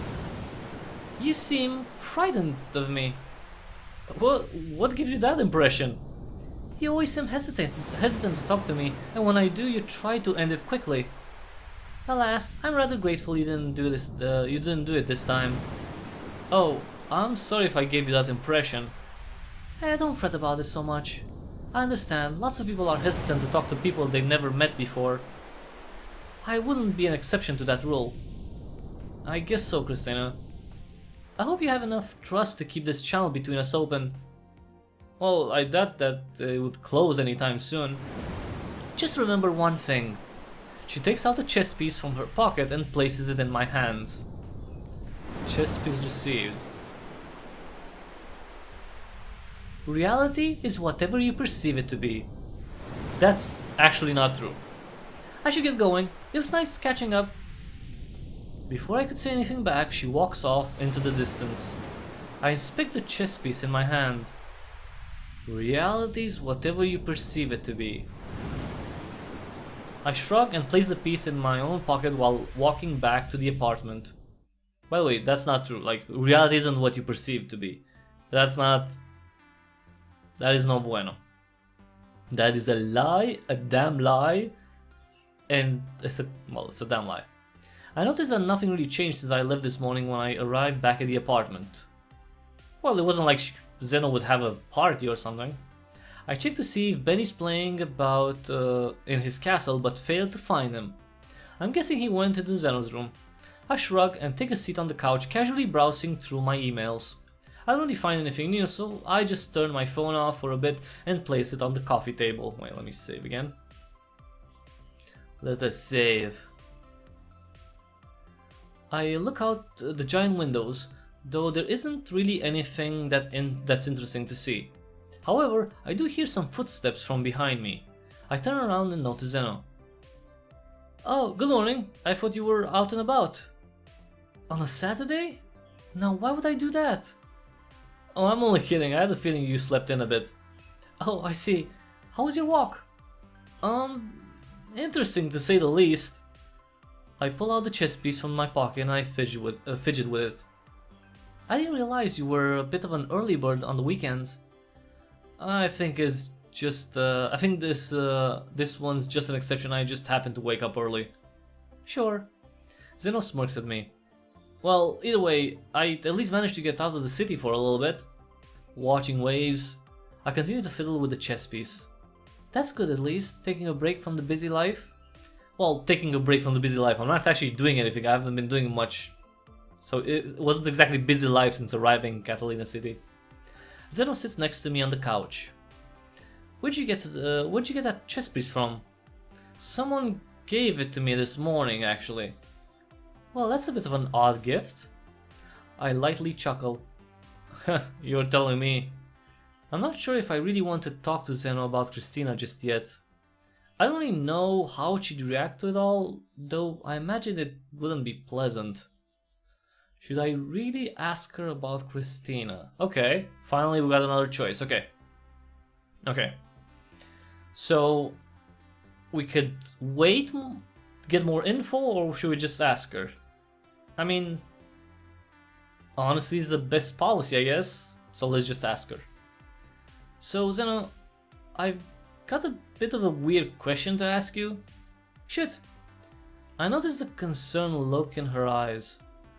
I gulp and hope that this goes smoothly. You wouldn't happen to have a consultant working with you named Christina, would you? Christina? I didn't think you'd ask about her. Yeah, I do. She's a consultant for the database backend. Why do you ask?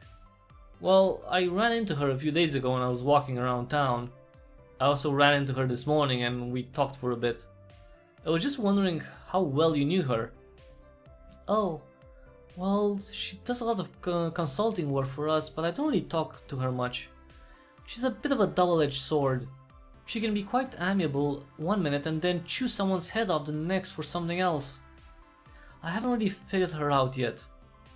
Maybe this is her first serious consulting project or something, but it seems that her leadership skills are a bit dull. I try not to continually avoid her though. I mean, I don't think it'd be a good thing to have a grudge against someone whose personality and name is well recognized in this city. Oh, so you're at least not giving each other that much of a hard time, right?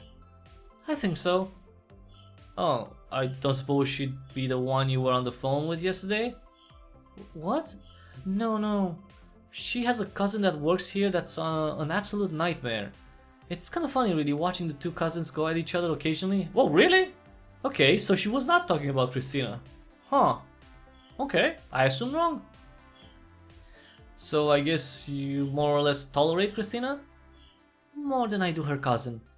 She reads my somewhat concerned expression. Tell you what, I'll try talking to her a bit on Monday when I get back to work. You don't need to do anything, Zeno, it's fine. I insist. It'd be better for me if I do anyway. I mean, she just doesn't casually give people chess pieces.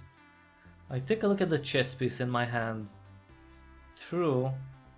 So, are you doing anything in particular today? No, not really. I'm just planning to have this as my break day. Smart move. I was thinking of doing a small project, a personal project, but I have absolutely no motivation whatsoever. That's fair. I might play some games with friends later. Not really sure. I'm sure you'll think of something. That's the idea anyway. Yeah. I'm going to probably head out again, get some brunch, maybe find someone to hang out with. Brunch? Really? Alright, I'll sit here and figure out what to do. Alright, see you later.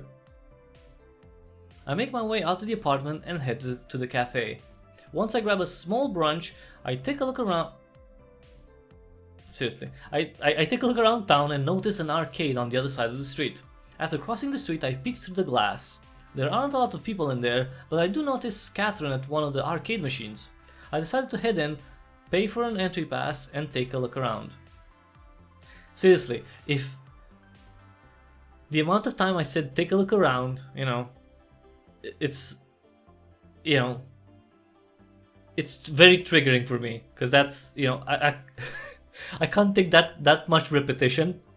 So, anyway, I'm gonna need a break after this.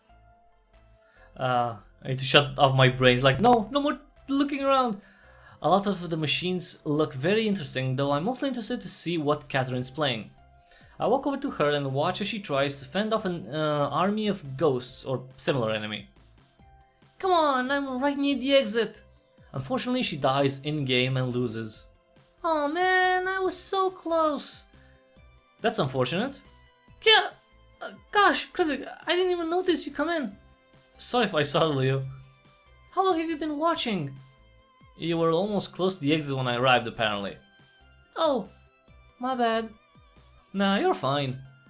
I'm taking a day off today anyways. That's good at least. So what game are you playing there?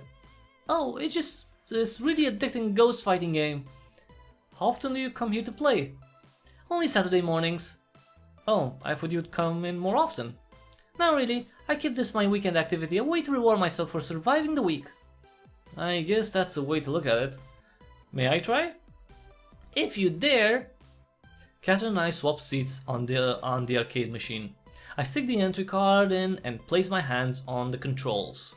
I start playing around by hitting a few buttons and figure out the controls. Luckily, it appears that I only need to worry about firing and walking. Within the first 2 minutes or so, I managed to beat 2 levels. I hear Catherine ooh and ah as I make it to the 8th level. Unfortunately, within seconds I die from an overload of ghosts.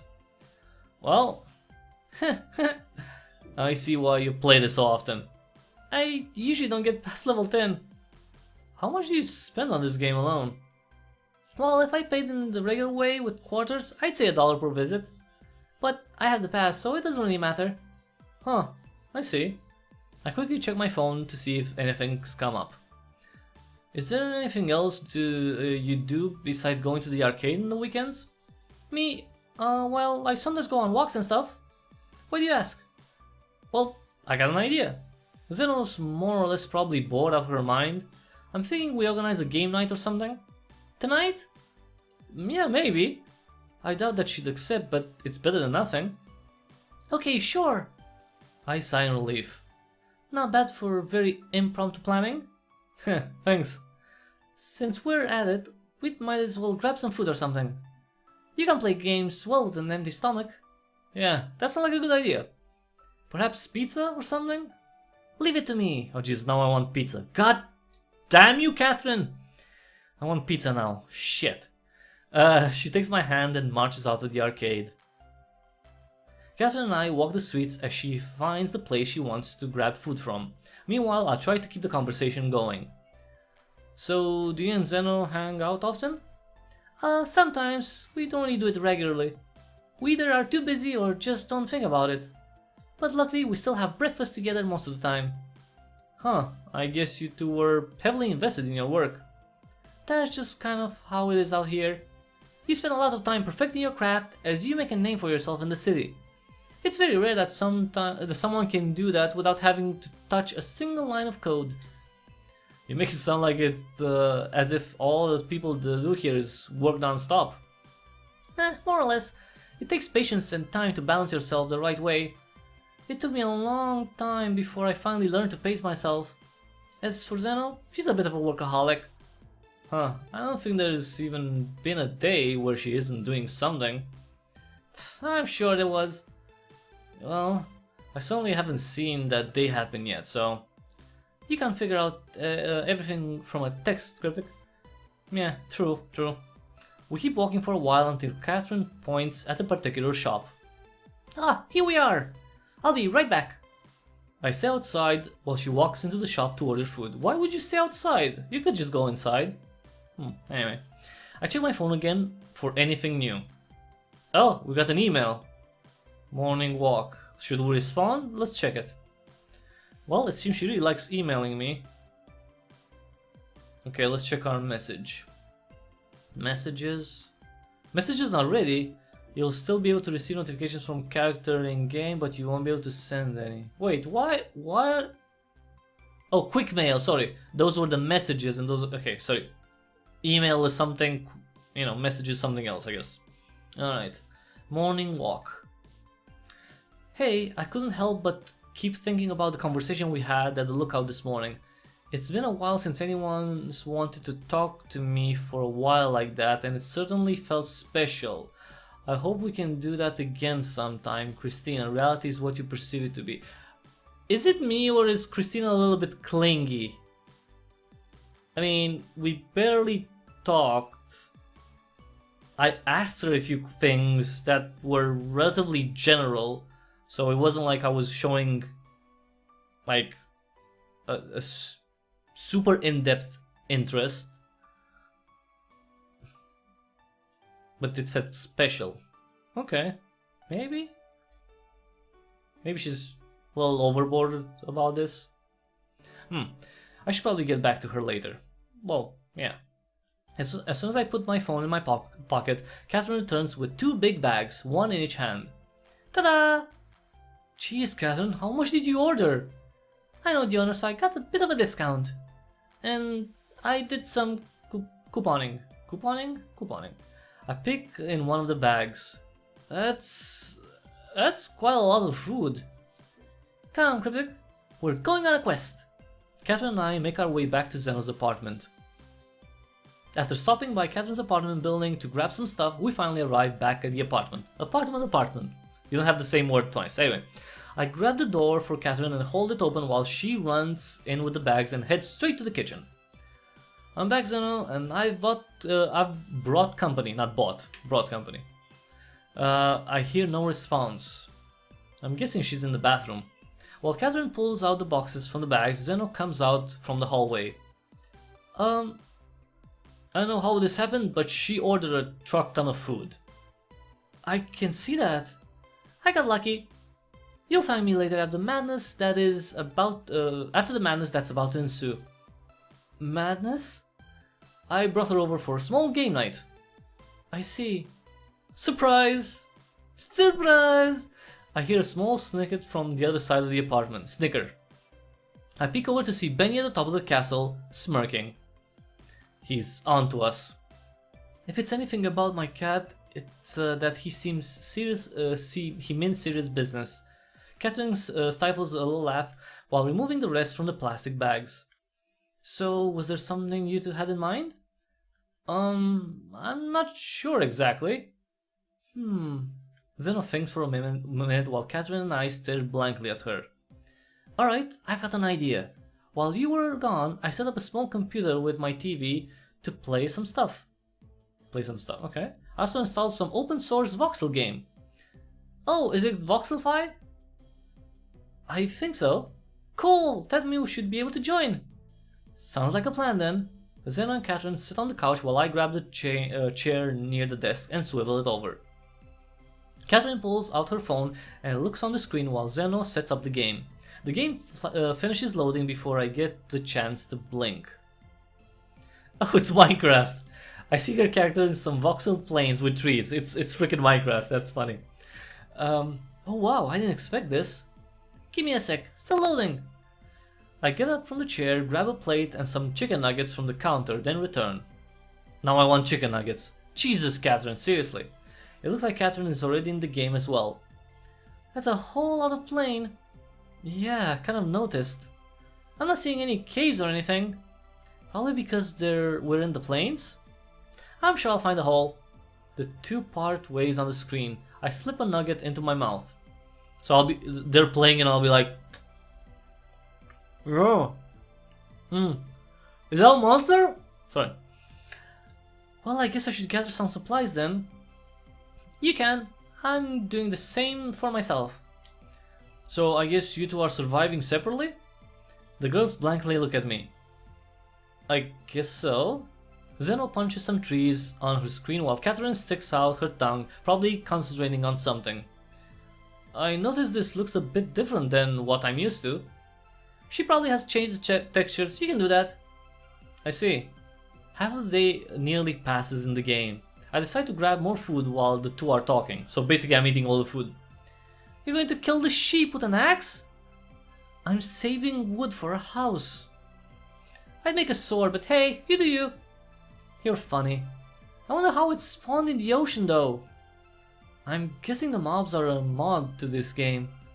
I was reading this online and it said that the base game is pretty bare bones. Ah, I see. We're playing a modded version. That's the beauty of open source, isn't it?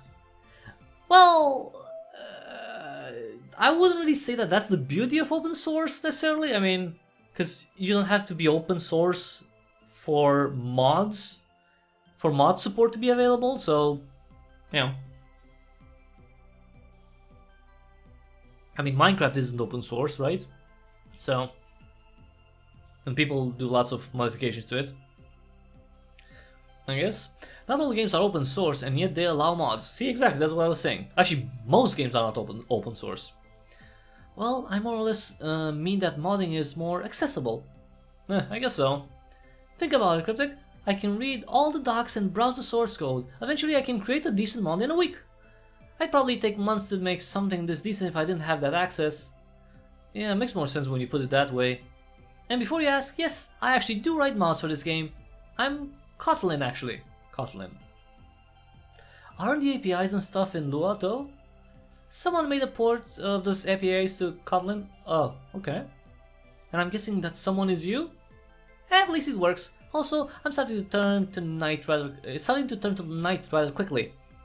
Cool, just finished making the bed and I'm working on the house walls. Once I'm done with the third layer, I'll sleep. Can you stay up in the game though? Sure, but you'd be surprised when a monster comes to whack you. This modded games includes monsters? I'm pretty sure anyway. Sounds rather interesting. I can't believe they're talking about Minecraft like it's like, I mean, sure, it's fun, but like, oh my god, it has monsters? Amazing! You can sleep in it? Oh my god, you know. It's not as bad as you once you get used to it. And how do you know there's monsters exactly? Because I see one out my window. Oh, fair enough, I'm going to sleep. We'll follow suit in a few seconds. Zeno gets up and grabs some food while Catherine taps her phone repeatedly. It turns to day when Zeno returns with her plate. Wow, that was fast. Yep. Cool, I'm finishing my house. You know, it's kind of funny to watch you two talk to each other like kids almost. At least when you're playing this. There's some kids here that really invest time in this game. I'm not surprised. And this is probably the first time you've really seen Catherine's true colors. She's kind of a kid at heart. Yeah, I kind of saw that. I made a voice, but pretty much to match that. Although, you know, by coincidence. Zeno finishes places a few blocks in her house and then grabs a nugget from her plate. Catherine looks up and notices her house. She stifles a laugh. What? Oh my gosh, Zeno, at least replace that grass floor with some stone or something. Then you probably won't want to see the roof. Catherine looks back at her screen. My word, Zeno, you need to learn how to build better. Take a look at mine. Zeno looks at Catherine's phone. You did all that in one day? I built quickly. Wow, you're better at this than I am. I've only played this for about an hour. The two continue playing for about another half hour while I continue to eat and watch. So he was not even playing it this whole time? Jesus. Once the two finish for the night, Zeno turns off the TV and Catherine places her phone back in her pocket. Looks like I've got some catching up to do. Don't worry so much about it. You'll get a hang of it. It's a sandbox after all. That's what it appears to be anyways. Yeah, and hopefully you can join us next time. Perhaps, if it's compatible with my devices. The thing worked with my controller like a champ. I'm sure it can run on your stuff. Noted. Well, I do have a very old IBM ThinkPad, so maybe it's not gonna work. Oh, looks like the counter was cleared. Zeno and I sheepishly laugh. Oh, cause we ate everything. I told you so. What you did? That you did. I guess I underestimated a bit. Don't worry about it, Zeno. Things happen. Yeah, she's eating like a pig. Happened. If anything, it means the cleanup is super easy. Catherine snickers. Yeah, I guess so. We eat like pigs. We have fewer things to clean. Well, it's been fun tonight. I hope we can do something like this again sometimes. Sure thing. It's been fun. Good night, Catherine. Well, that's so fast and dismissive. Like, yeah, it's been fun. We should do this again. Bye. Before I could even say goodnight myself, Catherine walks out the door. See? That's weird, right? Why would she go so fast? Anyway. I decide to clean up the wrappers and throw them away instead. Oh, you don't have to do that. It's fine, Zeno. I'm almost done anyway. But I'm at least glad that tonight worked out as well as it did. Thanks. I finish cleaning up the counter and dishes. Zeno yawns quietly. Sounds like you're tired. I stayed up a bit longer than I usually do. Yes, because in this game everyone sleeps for 10 hours a night. I mean, people should sleep more in general if they can, but 10 hours? You might want to get to bed then. Fine, Dad. Zeno smirks at me. You're funny. Good night, Zeno. Good night. Zeno walks off to her room while I make my way over to the couch. After I take a seat, I pull out the chess piece from my pocket. I fidget with it slowly and think for a bit. Reality is whatever I perceive it to be. This would be if this would be a movie, it would be something like, he would stare intensely at it. He'd be like, reality is whatever you perceive it to be.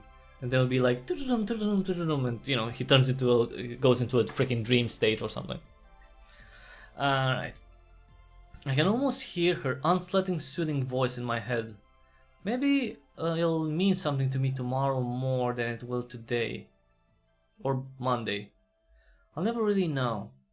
I get up from the couch and walk to my bedroom, keeping the chess piece close to me. Well, I guess I had to hold it. Oh, another day? Well, we go through days quite fast. I couldn't sleep last night. Oh, I couldn't help but keep thinking about what Christina told me. However, I can't keep dwelling on it for too long. I walk over to the kitchen and take a look in the fridge. I don't find much, but I notice a can of coffee grinds on the counter. Instinctively, I start making a pot of coffee with the coffee pot in the corner. I grab 2 cups and fill one of them with the brewed coffee once the pot finishes. I sit at the table when Zeno walks into the living room. Howdy! Now I talk like that? Did you have a hard time sleeping last night? Just a bit. I could tell. I barely heard you repeating something to yourself. Yeah, just something Christina told me. I can't dwell on it forever, Well, whatever she might have said, it seems that you know better than to do so. Yeah. It takes me a few seconds before I fully understand what she's saying. Thanks. I still don't understand what she's saying. Are you alright? Yeah, I just had a little trouble deciphering what you just said. I guess I should have thought my statement through. Nah, it's fine. I got it anyways. So it seems. Zeno stops and smells the coffee from the pot. Did you make coffee this morning? I did. Don't worry, I checked to make sure everything was clean. Zeno laughs. Oh, Cryptic, you crack me up. It's been weeks since I've used that thing at all, and you've worried that I left it dirty? How admirable. Well, it's not exactly admirable. I try to think of a witty comeback, but nod my head and take a sip from my cup instead. Ah well. Zeno grabs a cup of coffee and sits down next to me. You know, you're certainly one of the more productive guests I've had in a long while. If I see an opportunity to contribute here while I'm still a tenant, then I'll hop on it. I appreciate the effort, but you don't have to with me. That's not going to necessarily stop me, Zeno. Zeno lightly chuckles. You're funny. This is why we're friends, so... better than enemies. Well, we almost did go there, didn't we? Yeah, those were interesting times. I certainly thought we would end up that way, being enemies and all. I'm glad that we came to our senses before it got worse. Indeed. I wasn't quite in a good state of mind back then. I guess I had channeled my almightiness a bit too much. And to imagine that I felt my best. But realistically, a name is just a name. At least, I'm not named I. I let out a sigh and small laugh. I don't know, you sure seem to fit the name you're given. I mean, look at how many things you lead with elegance. I mean, yeah, you did have a rough spot, but when it comes to leading your teams, you're rather majestic at it. Majestic? Who uses... I'm sure Christina would say the same thing if she were here. Perhaps. I never really understood why my parents gave me that name, the name they did. For all I care, they just like using any Japanese word that interests them. That's funny. Thank goodness they aren't programmers like me. Are you saying historians can't be decent programmers? Well, Zeno laughs again, not Zeno. Zeno. My father would probably write everything in assembly, and my mother would etch Fortran code into stone. The two of us stare at each other for a second and then laugh for a while. It's been probably the first time I've seen her this happy before. Maybe because she hasn't had coffee in like 2 weeks, and she's been having a really bad day, bad time at work, and now she can finally relax a little bit and she can be, you know, happy. I can't imagine not being able to see this if we had become enemies. I sigh in relief while Zeno calms down after our laughing fit. You know, my neighbors must think we're absolute geeks. As if they couldn't figure that out already. Maybe, but they'd probably think we're a couple. My relationship skills aren't the sharpest, so... Neither are mine. The first and last relationship I had was an absolute train wreck. Wait, so she's only been in one relationship? That's probably what kickstarted that rough time in my life. I hate to see that happen to anyone else. Well, thanks for sparing me the trouble. The two of us get up from the couch and rinse our empty cups. Have you had any luck in finding a place for yourself? Well, I found a couple of options. I'm still unsure of which one though. I was going to sit down and figure that out this morning. Don't rush yourself. You don't want to doubt yourself. She reaches to for the sponge and dish soap on the other side of the sink. You know, I did some research yesterday while you were out and about. There are some new places that have opened up a couple of weeks ago that might interest you. There's one that's a few minutes away from here that seems pretty nice. The rent's also pretty affordable compared to the pricey options I saw on your list in your room. Wait, she's snooping. That's not good. If you're interested, you can take a look at the pamphlets on my desk. I walk over to the desk, grab the pamphlets and quickly thumb through them. Thanks, I'll keep this in mind. No problem. I jump at any chance I can help you. I can't help you, okay, that's very nice. Of course, that also means she wants us out of the house. I sit down at the table and go through the pamphlets in more detail. I notice how nice most of these apartments look. It also appears that most of them come with standard furniture. The price is also just as affordable compared to other places I looked, just as Zeno said. I noticed the phone number and the website for an online application on the back. As I continue to look at the back, I start pondering about the other options. After some minutes of serious thought, I decided to at least submit an application. I'll be back in a moment. Go for it. I'll probably still be here cleaning the kitchen space a bit. I get up from the table and head to my room, pamphlet in hand.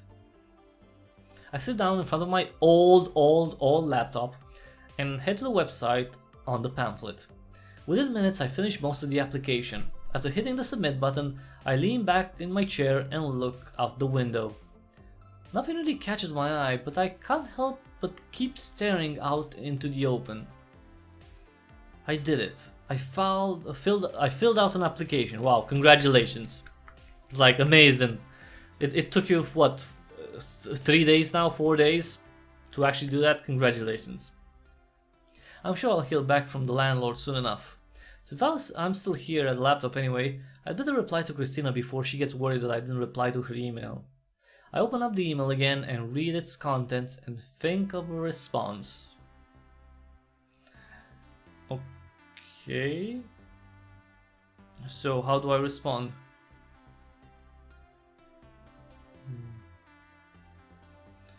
I guess my plan of making things less awkward by talking to her kind of worked. I'm not completely sure how I feel about hanging out again, but I'll keep that in mind. I type a response to her letting her know that I did read it and that I would keep it in mind. Before hitting the send button, I quickly proofread it. I sigh in relief as soon as I hit send. I sit for a few minutes and start fidgeting with the chess piece again. I think about what Christina told me, look at the screen, and sigh. Maybe it'll make more sense at some point. I get up from the chair and head back to the living area. It appears that Zeno finished taking care of the kitchen. She's at her desk, looking at some stuff on her laptop. Hey, I guess you finished rather quickly. Zeno swings around, facing my direction. I work iteratively. That's fair. I take a seat on the couch and start looking through my phone. Nothing seems as interesting on the internet as of right now. That's never true, by the way. It's like, no, there's always something interesting, you just haven't found it. I put the phone on my pocket and look out the window. Today feels just like any other. I don't have much motivation to do anything else today. Part of me feels like I should have added more to today's plans. I mean, I really can't think of much, but I could just continue working on my platformer game, but I really don't feel like having to recompile it. I had already spent an entire day yesterday doing ostensibly nothing.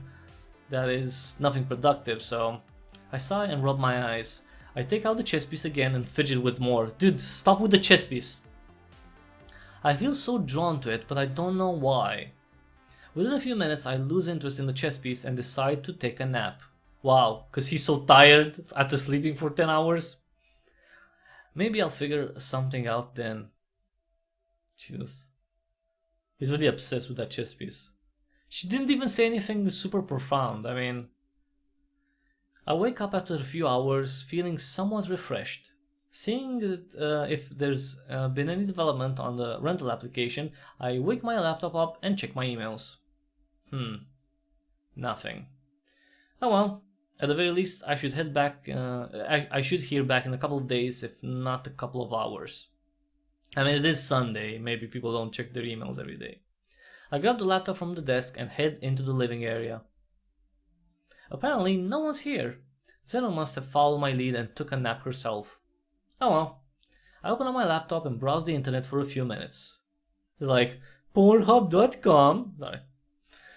Nothing seems really interesting. Again? Really? Like, nothing seems interesting. Like, this whole world happening around you. Nothing interesting. I close the lid and start fidgeting with the chess piece again. Oh my god, this guy's obsessed with the chess piece. I rub my thumb against the round top of the piece before it unexpectedly pops off and lands on the floor. I notice a USB port sticking out where the top one stood. Oh. It's a USB drive. I open up my laptop again and stick the drive into the side of my machine.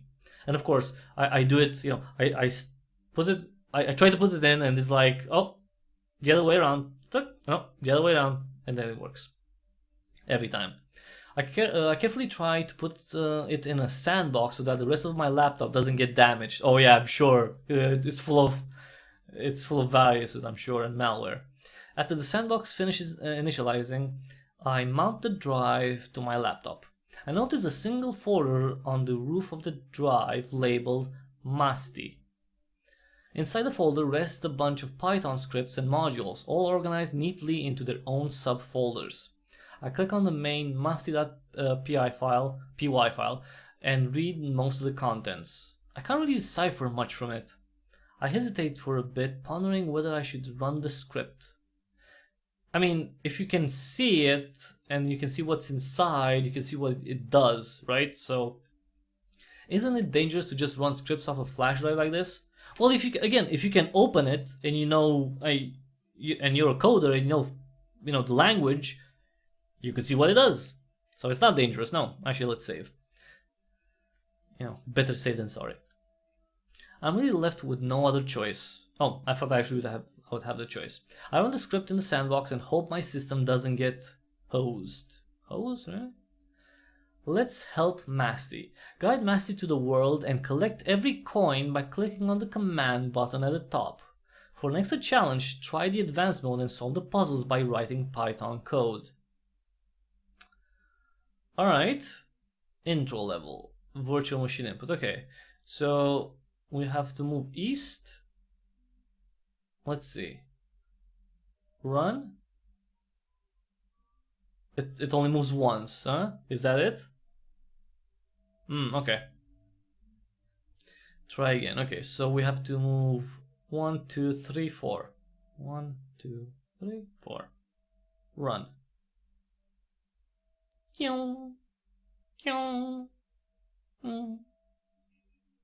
It's kind of cute. Hey, Masti's happy. That was it? It was just a game? I sigh in relief. Well, I guess this wasn't as destructive as I thought. To be safe, I check my laptop to see if any stray programs are running. Luckily, nothing unusual seems to be running. I unmount the drive and pull it out of my laptop. I look for the top and put it back on, putting the laptop on the coffee table. Did Christina even know this piece was a flash drive, let alone it having this game on it? I'm sure she knew that. I lean back and take a look at the piece one more time. Perhaps she did, perhaps she didn't. I have to talk to her sometime about it. I put the piece back into my pocket and bring the laptop back in my room. When I return, I head into the kitchen and take a look in the fridge. The contents of the fridge vary, but I quickly think of a combination that could pass for a dinner. I grab some cheese and ground beef from the fridge and scour the cabinets for any pasta or grain. Ooh, I like some pasta right now. Luckily, I managed to find some and get to work on crafting a dinner with them. Half an hour passes and I'm nearly done with dinner. I notice Zeno out of the corner of my eye, trying to process what she's seeing. Did I miss something? No, you're good. I took over the kitchen and I'm almost done with making dinner for tonight. Oh, I see. I have to warn you now that so that you don't run into a problem later, it's a bit of a mixed bag. Try me, I dare you. Challenge accepted then. Zeno looks over my shoulder while grabbing 2 bowls from one of the cabinets. She seems to recognize the ingredients but remains surprised at the concoction I crafted. You did warn me. That I did. She grabs 2 forks and some napkins while walking to the table. Wait, where'd you put the bowls? They're on your left? Oh, my bad. I grab the bowls and scoop the pasta into them.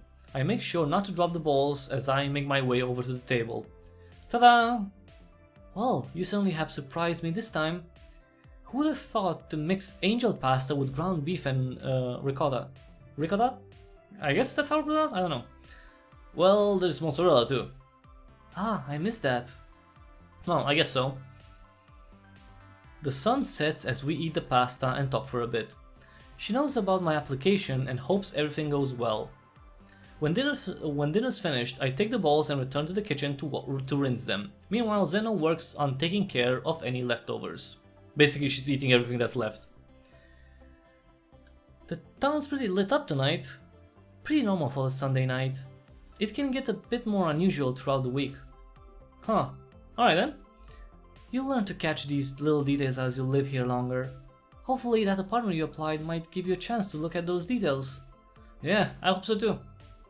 I wouldn't be surprised if they got back to you tomorrow about it. You think they'd be that quick? It's within the time frame. Tomorrow's going to be a very interesting day, Cryptic. There's surprises in store. That we will. I don't know why he's so confident though. We can only wait until then. The two of us sit in silence as we keep looking out the window. Our eyes get lost in the cityscape as it glitters and shines. Despite this being a relatively small city with a decent sized population, it's lit up like the largest city I left. Like the larger city I left, New York. It's one of the few things I miss about my hometown, my home. I lightly chuckle to myself and grab myself some water. I return to my seat and check the time. Wow, it's only been a couple of hours since dinner. I take a sip from my water and keep looking out into the night. After a half hour more, I finish my glass. Wow, it takes you half an hour to finish a glass of water? I finish up my glass and get up from the couch. I'm probably going to head to bed now. Alright, have a good night's sleep. Tomorrow will be interesting, to say the least. Of course! I saunter over to my room and gently get onto the bed. Getting under the covers, I think about the chess piece and the game. Reality is whatever I perceive it to be. Ah, that's some mumbo jumbo crap. That's some malarkey right there. If if Joe Biden would see that, he'll be like, reality is what you perceive it. That's some malarkey. Listen here, fat. That's some malarkey right there. Well, I guess that now includes not realizing the piece was an USB stick all along. I chuckle and close my eyes, clearing my head for tomorrow. And tomorrow's here. The night passes by quickly, and I'm already up at 8 AM before I know it. I check to see if Xeno's around, but it appears that she left rather early. If I played Christina's game, perhaps by accident, I should at least return her the favor. I head back to my room, grab my own USB stick, and make my way out the door. Okay, so we got the USB with us. In our inventory. I continue to look around for a while, hoping to catch Christina. I mean, you could email her to meet her. I mean, that's what normal people do. They call each other. Or sorry, in this case, if you know they don't know each other but they have their emails, they could email each other. At the very least, I could ask Zeno since the two will probably meet up today anyway. I shrug it off and walk over to the cafe. The cafe seems awfully quiet today. Well, it's a Monday. That won't necessarily stop me though. I go inside and order a coffee and a bagel. After I receive my order, I sit down at the table and take a sip from the coffee. I finish both the bagel and coffee within 15 minutes. I decide to leave the cafe and keep walking around for a bit. The whole town seems like it's having a case of the Mondays. That is, given the fact that no one's really out and about. Yikes, Mondays must be horrible around here or something. I take a seat at a nearby bench and pull out my phone. A particular headline in my notifications grabs my attention. It's like, the World Health Organization requires everyone to be on lockdown for the foreseeable future. Like, oh, what? Sorry, maybe that's what happened. Catalina Heights. We can't fit the whole city. Yikes, I don't think I made it in if the news is publishing those kinds of headlines. I check my emails for anything new from the landlords. Oh yeah, we do have. Okay. We have something. CH Management. Congratulations, what's next? Dear Sir or Madam, thank you for submitting an application to the Catalina Heights Apartment Suites. After careful consideration with our team and your particular building's landlord, we're pleased to announce that your application has been approved. Yay, we can rent. We can rent a small tiny apartment for $2,500 a week. Yay! What's next? Now that your application has been approved, there are a couple of steps to take. Talk to your landlord. We'd like you to get to know. Our family since you're now part of ours. Get to know your landlord. Prepare rent and sign the lease. Make sure you have your rent ready and any additional documents might need to sign the lease. Read the apartment's rules. Take the time to read our guidelines and restrictions. Our terms and conditions. Thank you for choosing Catalina Heights, as we can't wait to see you home. Nice. Wow, I lucked out. I guess I made it in beforehand. I sigh in relief. I guess today isn't as bad as the town is making it out to be. I text Zeno the news and get up from the bench. I do have enough to pay for the first month of rent, luckily, and I don't have much to move. The website and pamphlets did say that the apartments were pre-furnished, so I don't need to worry there either. I walk back to the apartment to gather my documents. I unexpectedly see Zeno beaming in the living area as soon as I arrive. Congrats! I heard it was difficult getting in there. Thanks, I thought you were working. I thought so too. But it turns out that the offices are closed today because of some damages. Yikes. Didn't they let you know beforehand? Apparently not. Well, sorry to hear that. I hope everything works out fine. I'm sure it's just a couple of days. Hopefully so. Hey, at least it gives me an excuse to let me help you move in. Yeah, sure. I don't have much to move though. It's just my suitcase and whatever it's in it. Well, of course. But I'm sure you want to spice it up a little. True, I guess. Well, we'll just see how it goes. So, do you have anything you need? Do you have everything you need? Well, I came here to get the paperwork. I need to finish everything off. Ah, I see. Go ahead and grab what you need. I can help move things to the car so that you don't have to walk. Wait. Why is everything happening so fast? It's like, okay, we have to meet our landlord first. Then we bring the documents, or we bring the documents then. It's not like we're gonna move it like the next day. Alright, let's see. I head to the room and grab the paperwork off the desk. Zeno follows shortly after to pull out the suitcase while I walk to the kitchen to place the paperwork down. I find her opening the suitcase by the time I return. It's okay, Zeno, I can pack my suitcase. Sorry. Zeno steps aside while I walk to the dresser and transfer my clothes. I might be more useful if I grab your stuff from the bathroom. Zeno steps out of my room temporarily. I finish packing my suitcase within a couple of minutes. While I wait for Zeno to finish in the bathroom, I grab my laptop and put it in my bag. I pat my pockets to make sure that the USB stick and the chess piece are still there. Zeno comes back with the stuff from the bathroom in a bag. Sorry, I wanted to make sure everything was clean and dry for you. Thanks, you don't have to. Anything I can do to help. I take the bag from Zeno's hands and put it in the suitcase before zipping it up. Zeno takes my suitcase as we walk out of the room. Before we make our way to the door, I walk over to Benny's castle and poke my head around. To my dismay, I can't find him in the castle, though I do eventually find him on the couch. I pet him for a couple of seconds. See you around, buddy. I let go and grab the paperwork on the counter. Zeno and I make our way to the car, ready to head to the apartment suite. Yay, we're moving! That was fast. I mean, literally just a few days. No, this doesn't look bad.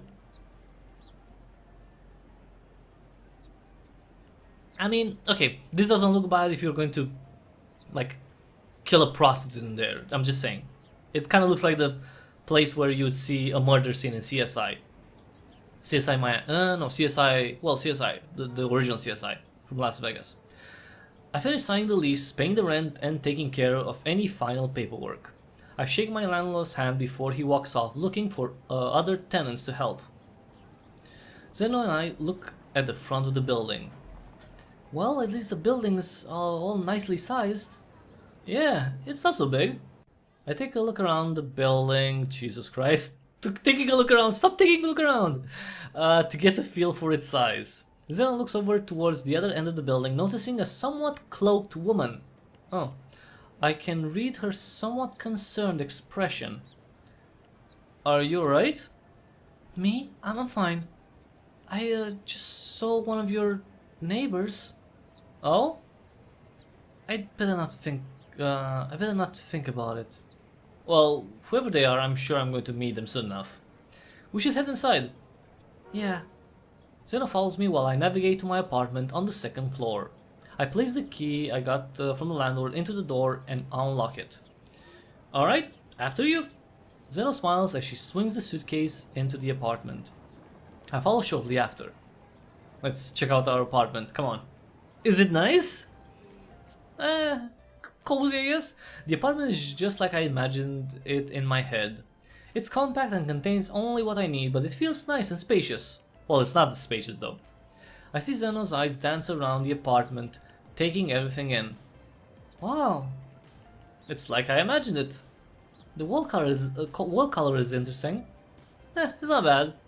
I take my laptop out and place it on the table while looking for the bedroom door. By the way, that laptop on the table that you see, it's not an actual, it's not a MacBook.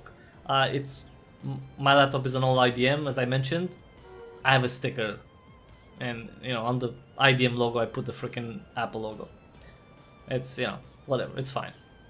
However, Zeno seems to find it before I do and opens the door. I follow her into the bedroom.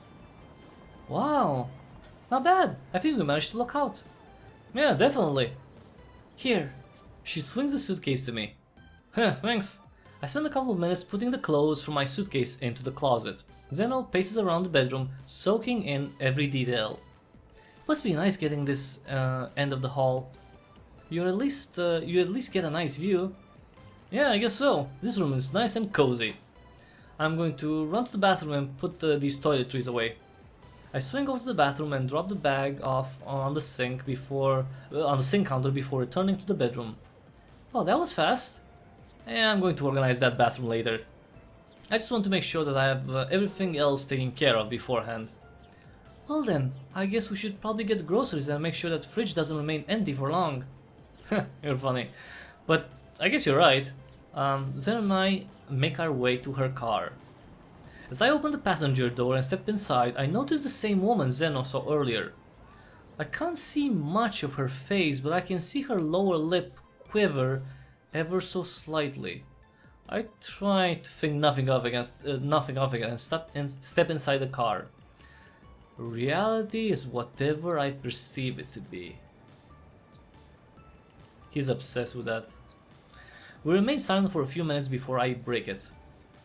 Hey Zeno, I don't suppose you managed to plan lunch with Christina? I wasn't able to. She's a little hard to get a hold of. Oh, maybe we should invite her over for dinner at my place. If you want to, no one's stopping you. I pull out my phone and send an invite email to Christina. See, that was easy. Just invite her if you want to see her. You don't have to wait for other people to see her. And, you know. Consider it done. Hopefully I hear back from her within the hour. Sounds good to me. Alright then, let's hope I can conjure something up. We arrive at the grocery store a few minutes later. I swing in and grab everything I need for the rest of the month. For the rest of the month? Really?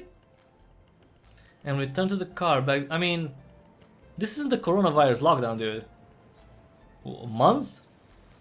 It doesn't take long before Zeno rushes out the car and grabs some of the bags from me.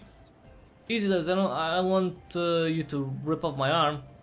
My bad, let's just get this into the trunk. Zeno and I get the grocery bags into the trunk and make our way to the front of the car. After I step inside and buckle the seatbelt in place, I pull out my phone and check for a response from Christina. Oh, okay, we did get a response. Let's check. Sounds good to me, see you soon. Okay. Short. Well, looks like we're good. She's coming tonight. Oh, good. That's a relief. Zeno starts the car and drives off the parallel parked spot. I guess I'm going to have to spend the next few minutes thinking about what masterpiece to create this time. You continue to amuse me, Cryptic. Well, maybe I can make some stuffed peppers or something. Yeah, I might do that. Sounds delicious. I'm sure everyone will like that, yeah. I don't think anyone will object to it. Well, I hope so. It's been a while since I made them though. Well, I'm sure you still have the expertise. Sounds better than the stereotypical avocado toast. Yeah, cause everyone eats avocado toast. That's such a normal thing for everyone. You're funny. We arrive back at my place pretty quickly. By the time I get out of the car, I see Zeno handling a lot of bags. Jeez, you're gonna let me grab any? Maybe. I take 2 bags from her hand and grab the rest of the bags in the trunk. We swiftly move into my kitchen and place the bags down on the counter. As I unpack the food and start putting stuff in the fridge, Zeno makes space on the counter and sprays it with a cleaner we bought. See, that's good. They're starting to, you know, clean everything. Thanks, Zeno, but I was going to do that after I put the stuff in the fridge. It's fine. Keep doing what you're doing. Zeno smirks at me, probably to say, my payback for all the times you were contributing in my apartment. I chuckle lightly and continue my errand. Once I finish putting the groceries away in the fridge, I take some of the cleaner and work on the stove. Hey Critic, did you give Christina your address? Yep, pretty sure I did. If anything, I can email her again. Okay. With the kitchen now ready to cook, I instinctively open one of the cabinets and realized that we never bought cookware. Oh. Zeno cackles. Well, I didn't really think that through. It's okay, stay put, I'll grab something for you. Zeno steps out of my apartment and heads to the car. Meanwhile, I decide to take the cleaner and start cleaning other surfaces just to be safe. You know, you can't be too sure. You know, the coronavirus is everywhere. I also decide to turn on some classical music to listen to while working on my laptop. My mind is at ease as I keep cleaning, letting myself absorb the music. I just about finished the small living area and the doors when Zeno returns with a couple of boxes by the door. Hey, I'm back with some equipment. I peek out the door while throwing away my paper towel into the trash can. Where'd you get all that from? Well, the funny thing is that I got this for you weeks before you arrived. Not to say that I predicted this or anything. You didn't. Of course I did. I figured that you'd have a worse cooking experience with the other equipment sold around here. So I just decided to give you one of the sets that I use a lot. I'm sure you'll see why in a few minutes. Oh, that's very nice of her. Thanks, Zeno. You didn't have to. Always a step ahead. Except when I arrived and you forgot to get food for dinner. Except for that. You weren't thinking ahead in that case. Yeah. I help Zeno bring in the boxes and put the cookware away into the cabinets. Once everything's been put away, I gently pull out a pan and get started with the peppers. Would you like me to take care of the beef while you work on prepping the peppers? You don't have to, but I appreciate it. She pulls out the ground beef from the fridge while I grab the peppers and cut the tops off. I put them in the oven to cook a bit while Zeno works on cooking the ground beef. It's very, very detailed, I gotta say. The day passes by as we finish most of the peppers. I grab out some of the sour cream when I hear a knock on the door. Zeno, could you add this to the peppers with ground beef? I'm going to check the door. Sure thing. Zeno takes over the kitchen while I walk to the door and open it. As I expected, I see Christina at the doorway. Hey, glad you found my place just fine. I find things easily, I guess. I motion her to come inside. As I close the door behind her, I hear her greet Zeno. Hey Zeno, I didn't realize you'd be here. What a nice surprise. Glad to see you arrived. I got worried that you'd never find us. I figured the three of us could get to know each other a little more and share dinner tonight in my new place. I have to say, your place isn't bad. I had expected much worse. Yeah, it's a pretty nice little place. He's got a nice window in his bedroom since he's on that end. Huh, that's good at least. Well, we should be just about done with making dinner. I hope you don't mind some stuffed peppers? Stuffed peppers? Well, isn't that a treat? I'm not sure how much of a treat you think it'll be after a couple of hours. I see, you certainly have your sense of humor. Just you wait, he can crack a good joke. Although no one is actually laughing that much. But, the two giggle. Well, I don't think we should be letting those peppers sit. They won't eat themselves. Agree. Let me grab them. Christina and Zeno take a seat at the table while I grab the bowls and peppers. I make my way over and hand each of them a bowl. Zeno closes my laptop while I grab silverware, napkins, and a bowl for myself. When I make it back to the table, I hand them a fork and napkin. Like they're fucking children. It's like, here's your fork, here's your napkin. Here's for a fork, napkin. Good. Yeah. Like, you would just put them there and like... I sit down and adjust my chair. Wowie, you sure know what you're doing? I hope Zeno didn't overload the pepper with beef. Zeno smirks at me while Christina chuckles. Well, I don't think that's a bad thing. The two cut their pepper and take a bite. Christina's eyes widen and Zeno tries to stifle a laugh. Damn, I didn't think you were serious. I told you there was some heat. Zeno swallows before joining in with laughter. Oh, this is going to be fun. Oh, because they're really spicy, I guess. Well played, Cryptic. You have my utmost respect in the cooking department. Thanks? Yep, he manages to conjure stuff up like with the most random of items and still make it work. Like last night, he mixed angel hair pasta with ricotta and ground beef. You're forgetting the mozzarella as well. And that. Well, it sounds like cook like how. Wait, it sounds like cook like how you code. No, it sounds like you cook like how you code. More or less.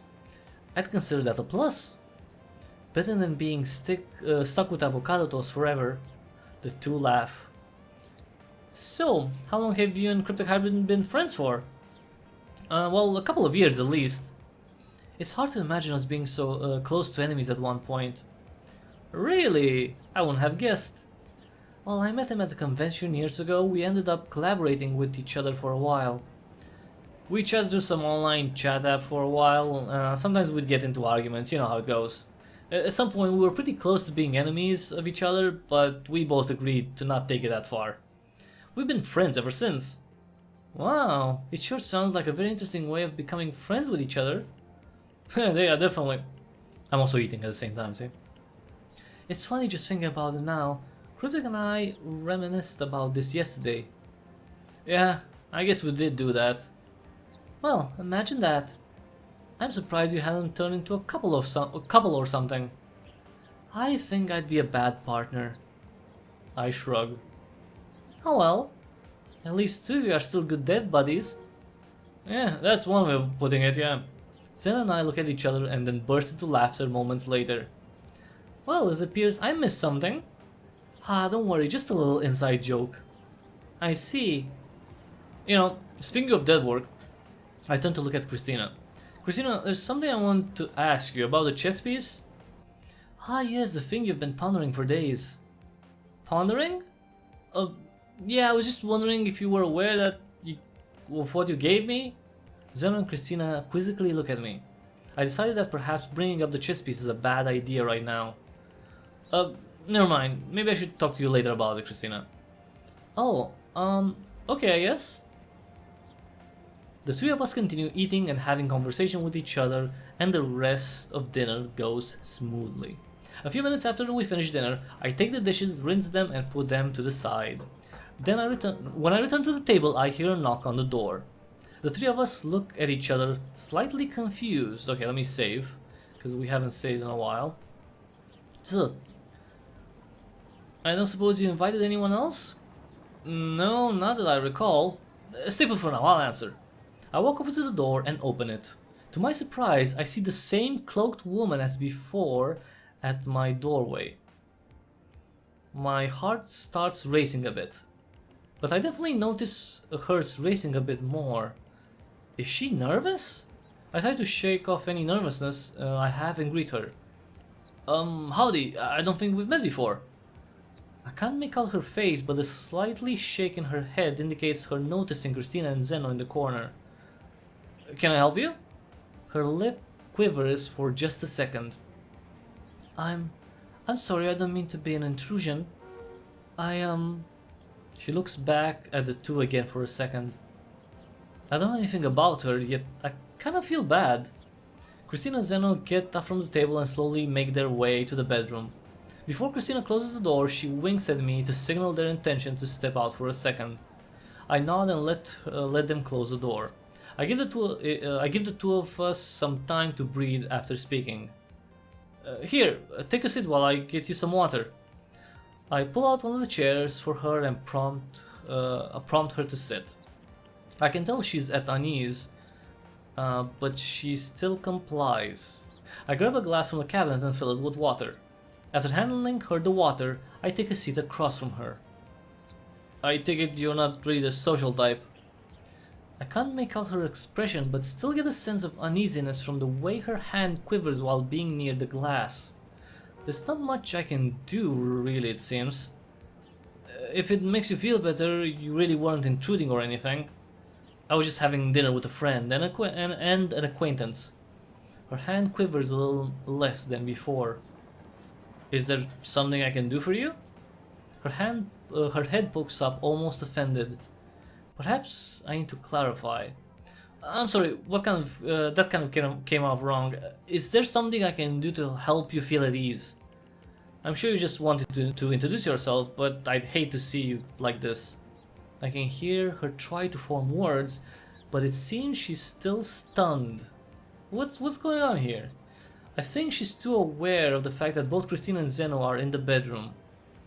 I shoot a text to Zeno under the table, hoping they could step out. Seems reasonable, we'll head to the car. I try to keep talking to her while the two sneak out the bedroom and to the car. I don't want you to feel like as if you're burdening me. I kind of freaked out a bit when I first met Christina. She kind of acted cocky, not a very good thing, not a very good first impression. As I hear the front door close gently, I pick up on Christina's stifled laugh. Crap, I shouldn't have said that. It takes her a couple of minutes, because Christina heard me saying that. It takes her a couple of minutes before the woman finally calms down.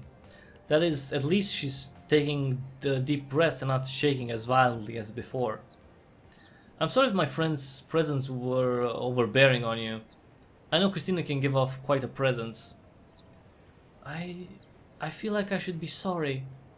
I'm a bit insecure about myself.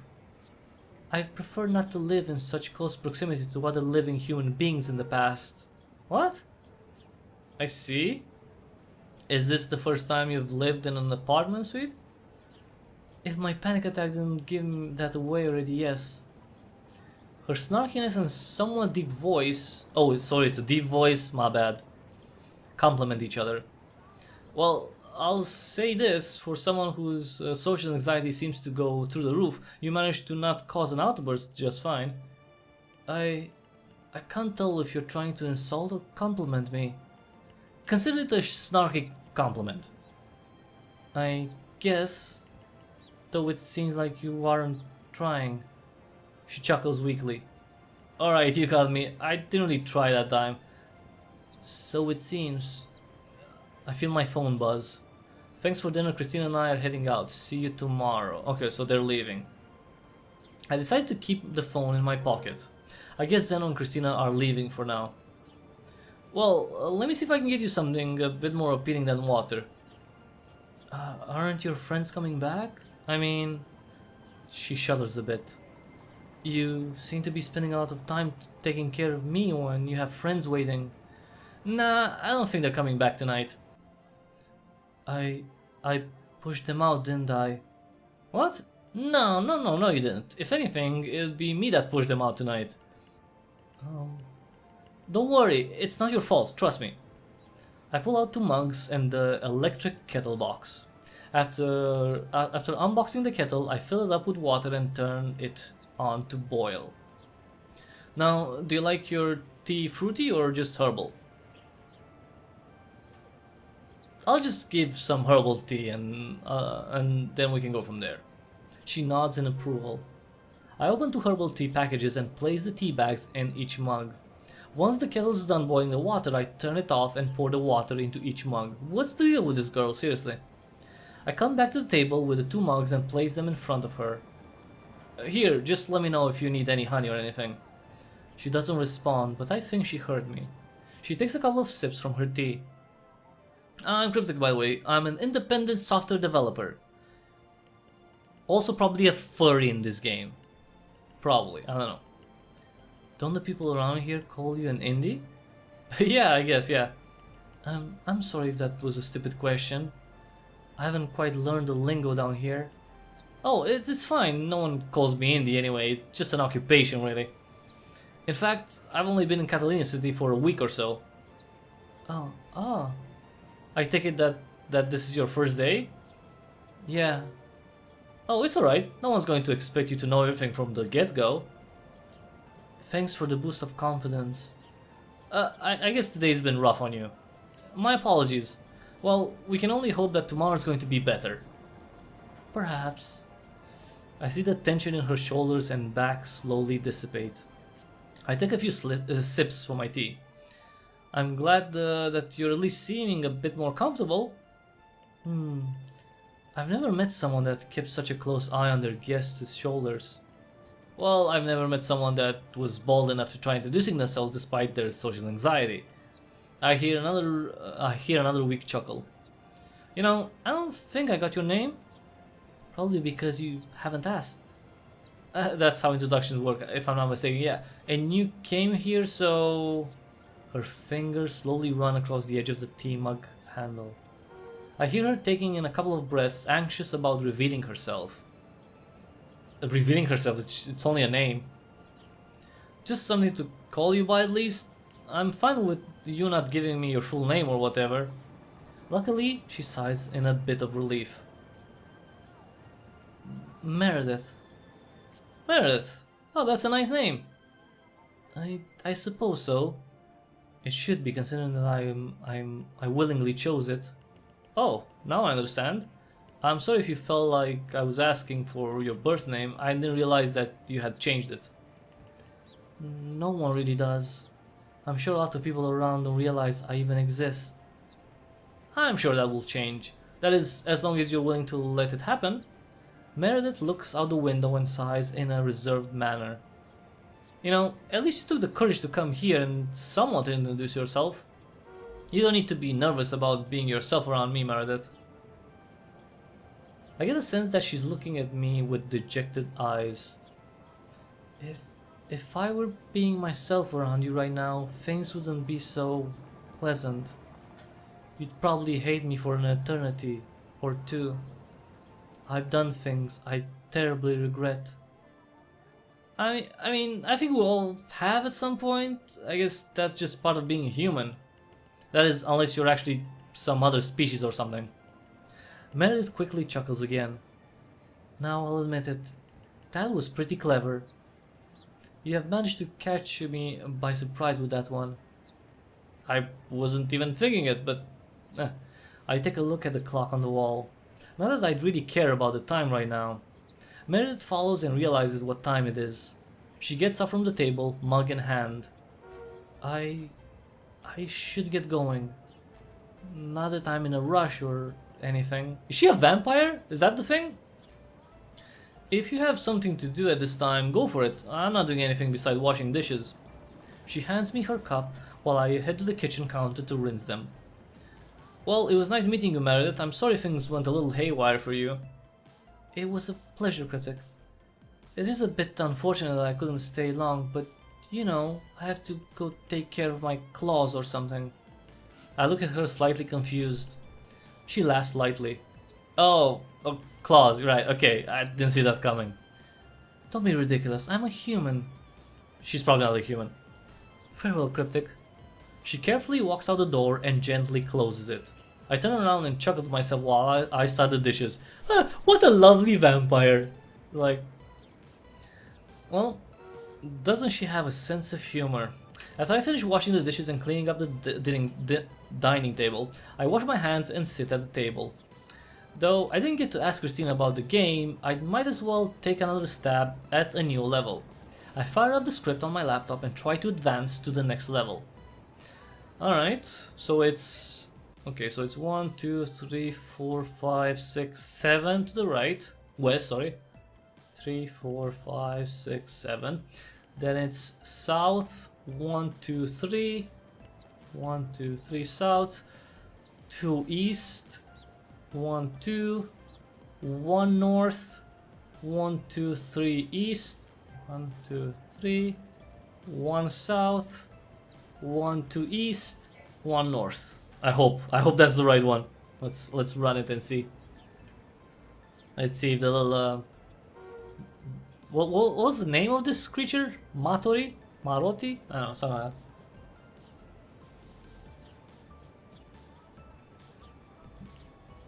If I didn't, you know, screw one of the commands up, then that should be. And in the meantime, for everyone watching, if you like the live stream, please give it a thumbs up. That helps out a lot. It helps out with YouTube recommending this live stream to more people, so more people can discover not only my channel, but of course this game too. Hey, we got it. Got another level done. It wasn't as bad as I thought it would be. Then again, I guess the first few levels are supposed to be easy. I shrug, close my laptop, and walk over to the bedroom.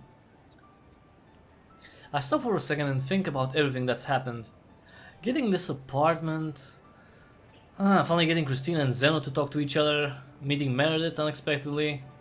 I shrug and chuckle. Zena was definitely right. Today was interesting to say the least. And to that respect, so was Christina. Maybe Meredith will change a bit and feel safer around me. Maybe she'll perceive reality a little bit differently. Maybe I've already perceived reality with her a bit differently. I take the chess piece and USB stick out of my pocket and place it on the dresser. I look at it and grin as I get under the covers and get ready to sleep. I guess it really is a matter of perspective. Is that the end? Is that like the... perspective? Oh no, okay. More? New day? It feels kind of weird waking up to such a blue room in the morning, especially when it's my own. I'm sure that the feeling will subside after a while. I grab a mug from the cabinet and place it on the counter, realizing that I hadn't set up the coffee machine. Jeez, I should have thought of unpacking this stuff last night. After unpacking the coffee machine, I plug it in and grab a coffee filter. It takes a couple of minutes before everything's all set up and prepared, but I eventually get a full pot brewed. That is a full pot for me. I pour some of the coffee into a mug and sit down at the table, sifting through emails and news. Nothing exciting seems to be happening, and my inbox is somewhat clean. I close my laptop and look out the window. It looks rather clear and nice today.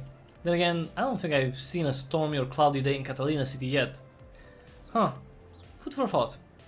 I take a sip from the cup and think of a mental plan today. I don't have much, but I'd like to see if I can take a stab at trying another level in that game on the chess piece. That and probably working on my own game a bit. Other than that, I'm working pretty flexibly, at least I'd be able to expect the unexpected more easily. I get up from the table and make myself a quick breakfast. After spending a few minutes making and eating an omelette, I wash my hands and open up the laptop. Let's see if I can whack out another level. Alright. Okay, so this isn't... Okay, so we can get coins. So it's 1, 2, 3, 4 east. 2, 3, 4 east. 1, 2 south. And then 1, 2, 3, 4 west. Okay.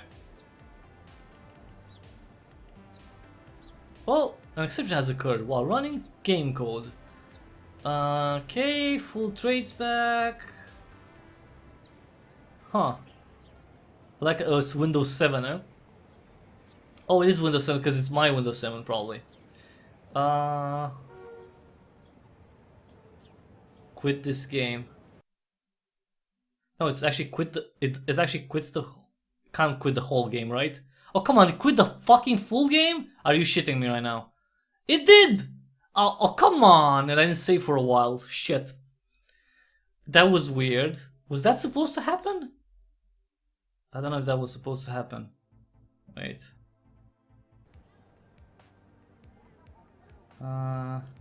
Okay, let's go super fast through all of this. Because okay, I should have saved more often. That was weird. Was that like was that supposed to happen or not? I don't know. Well, let's see. We're just gonna go really fast through this. Hopefully you can see everything. Can you see anything? Please tell me that you can see stuff. Why can't you see stuff? Why? Unscripted. Why can't you see the game? That's weird. Why can't you see the frickin' game now? What's the matter? Yeah, okay, there we go. Alright. Freaking hell. Now it should work. Okay, I'm just going fast through this dialogue sequence because you know we've been through it. Okay, let's just go fast. Okay, they're leaving. Come on. They're leaving. Blah blah blah. She's a vampire with claws. Maybe not, but you know. Okay. Blah blah blah. I'm an indie. I wish I could go faster than that. Okay. Okay, so she's called Meredith. We get that. And come on, now go out. Yeah. Leave. Leave my house, monster. Actually, I did invite her in, so if she's a vampire, then she can come as she pleases. Oh, okay, this again. Okay, let's do so. 1, 2, 3, 4, 5, 6, 7. 1, 2, 6, 7. 1, 2, 3. 1, 2. 1. 1, 2, 3. East. South. 1, 2. Up. Okay, let's run. I wish I could make it go faster. Huh. So yeah, I guess we found... I don't know if that's a bug or not. Or maybe you need to do something or clear something, we'll see. But I'm gonna save before we get to that.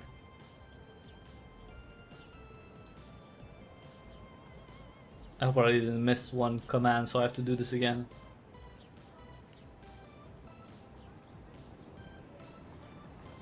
Come on, one more. There we go. Nice. Okay. Onto the bedroom. It's all very blue da. Okay. Let's save. Okay, that's better.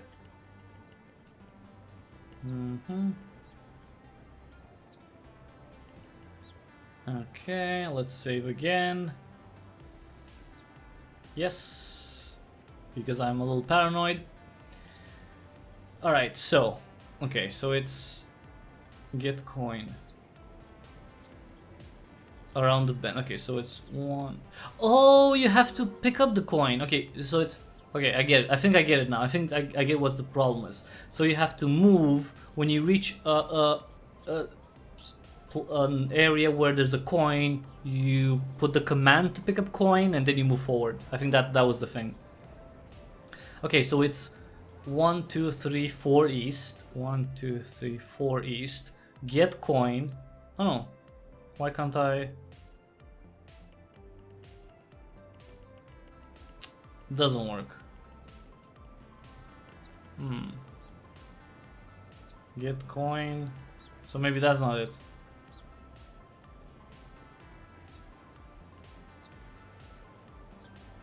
It's gonna be the same stuff then. Okay, so what's the problem in push? Rollback. Attempt rollback of the prior time, allowing you to save or choose a different choice. Ignore the exception, allow you to continue. This often leads to additional errors. Ignore? This is the first time I've seen coins in this game. It's a nice challenge, but the button input is going to get annoying after a while. Oh well. I close out the game and sit back in my chair.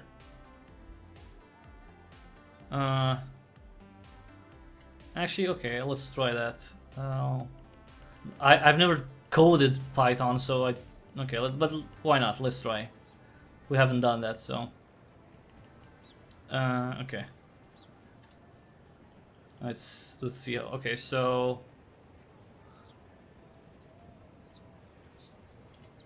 oh, what the fuck? Oh, sorry, that was F. That was F for full screen. Oh, come on, are you shitting me right now? Okay, there we go. We're back. We're back. Okay, so how can I put the code? Virtual machine input. Oh, sorry, what the fuck? Why do I keep doing that?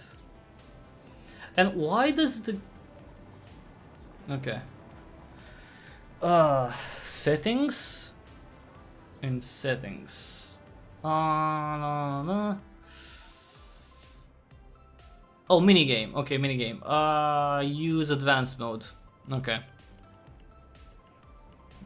Back. Okay, open folder.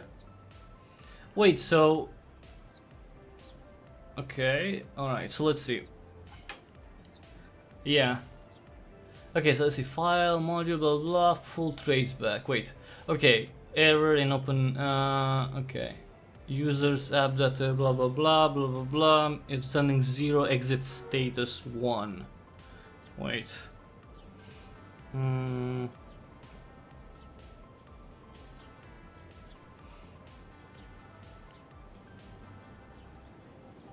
Okay, so here's the problem. Sub-process PI?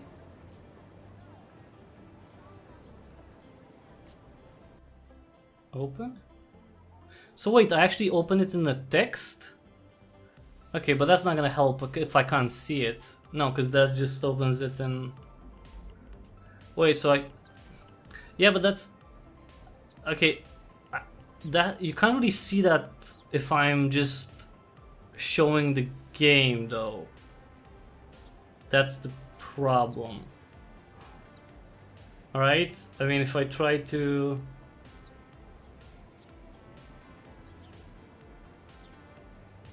If I try to do anything, copies the trackpad text file to clipboard for copies the trackpad to the clipboard as one for Discord.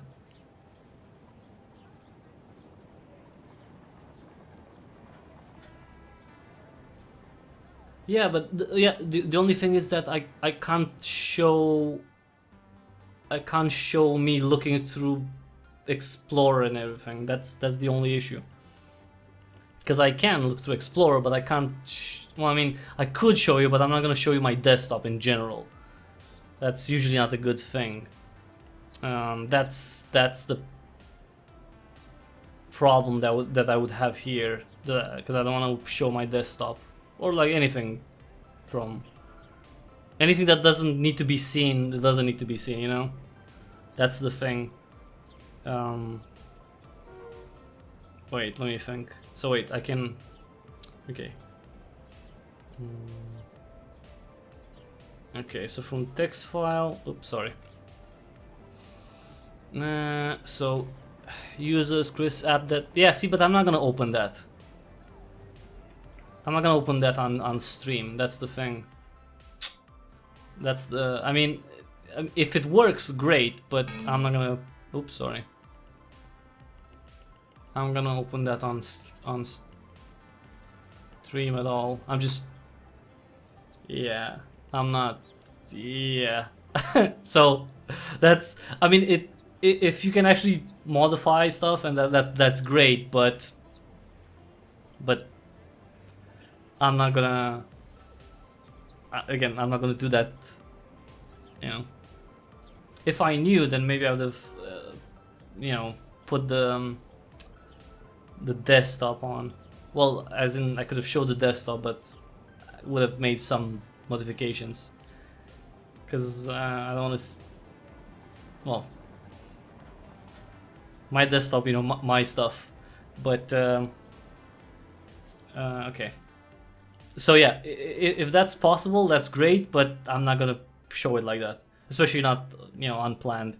Okay, so I guess you can open up the, you know, level 3.py, and I guess you can open this one and code and fix whatever bug it is that errors in the game. All right. I assume that's the case. Alright, I'm still a bit undecided if I want to start working on writing better tools for distribution or if I want to test the game itself a bit more. I feel like there's still a mechanic or two that it needs, but I also want to make sure the building and distribution scripts are finished so that I don't have to mess around when it comes time to publish the Backstore arcade. I mean, wouldn't that be after you finish the mechanics and everything? Okay, let's save. Let us save. Oh, and I guess I'm gonna put the stuff back. I'm gonna put advanced mode on for obvious reasons. Okay, so what should we work on? Game mechanics, right? You finish the game first. You go about the distribution scripts afterwards. Makes sense, right? Maybe I shouldn't tackle the distribution scripts yet if I feel that the game's not ready for that kind of testing. Exactly, yeah. I think I'll review the game mechanics today to test whether everything works and if I need to add a new one. I've decided then. I closed the lid on my laptop. I don't know why I can't see anything on the screen, like this should be probably something. Before I head out, I slip the laptop into a small bag and put the bag on my back. I lock the door behind me and start walking. Today feels nice. It might be well to work outside. Okay. The walk over to the scenic point took shorter than I expected. I guess I live close enough to it now, so I don't have to walk as far. Oh, that sea is really loud. I sit down at the beach and open my laptop up. I mean, seriously, if I heard that water that ocean so loud, I would not be able to concentrate. I open the project up and start taking a look at what I need to do to work on the game mechanic. Once I start writing a couple of lines of code, I find Christina walking up to the scenic point, laptop in hand. Something tells me that our character here was expecting to see Christina and that's why he came here.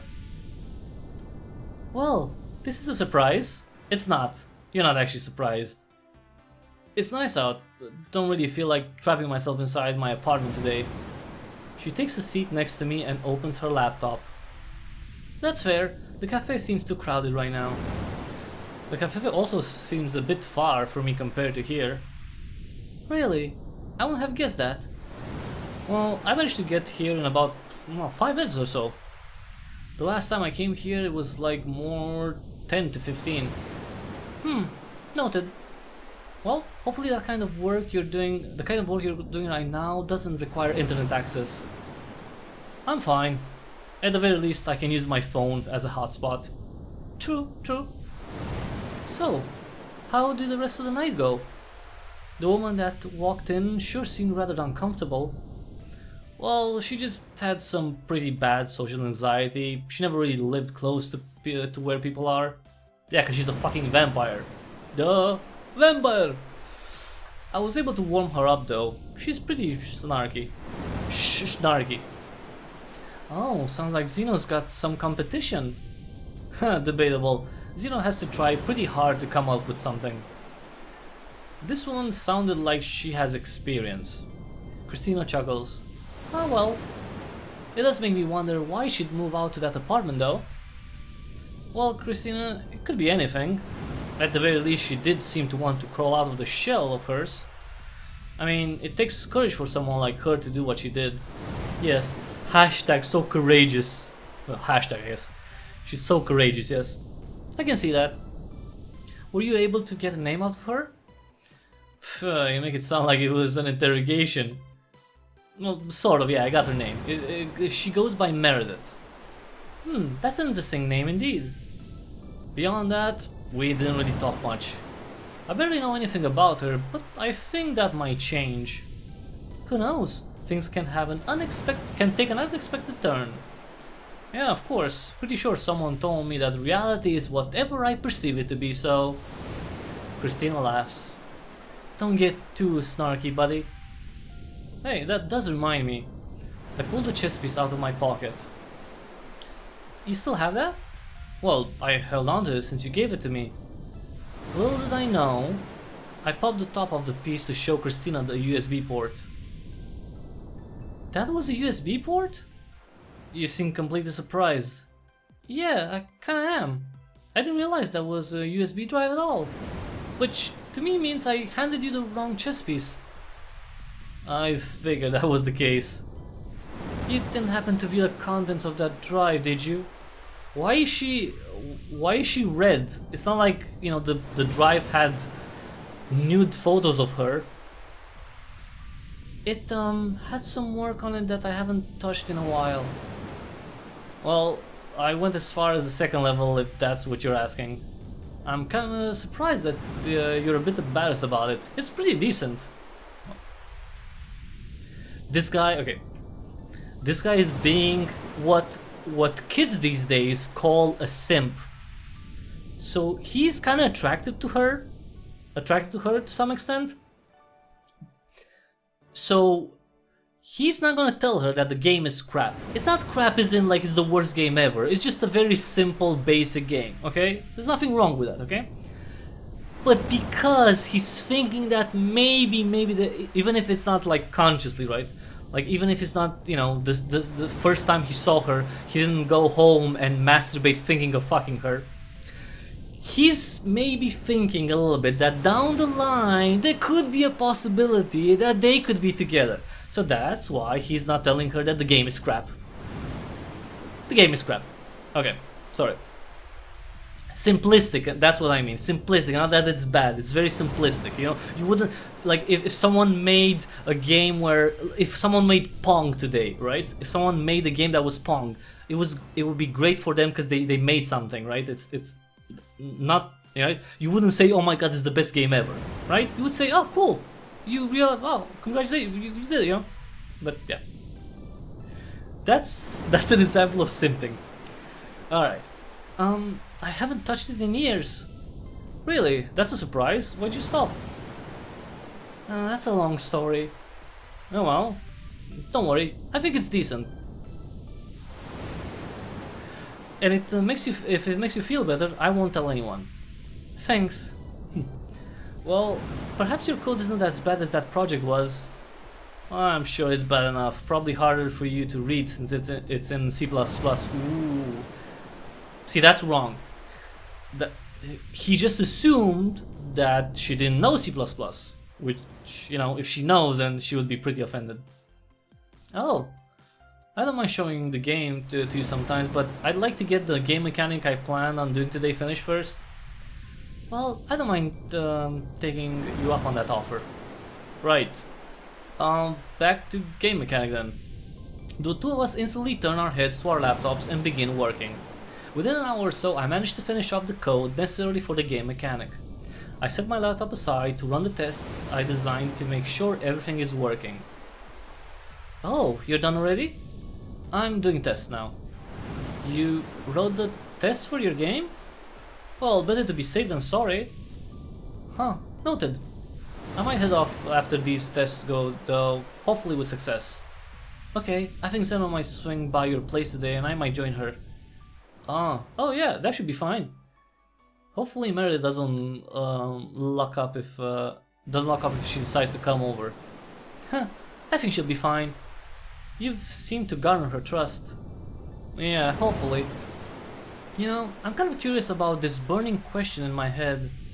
It seems as if you've only met a handful of people you tolerate around here.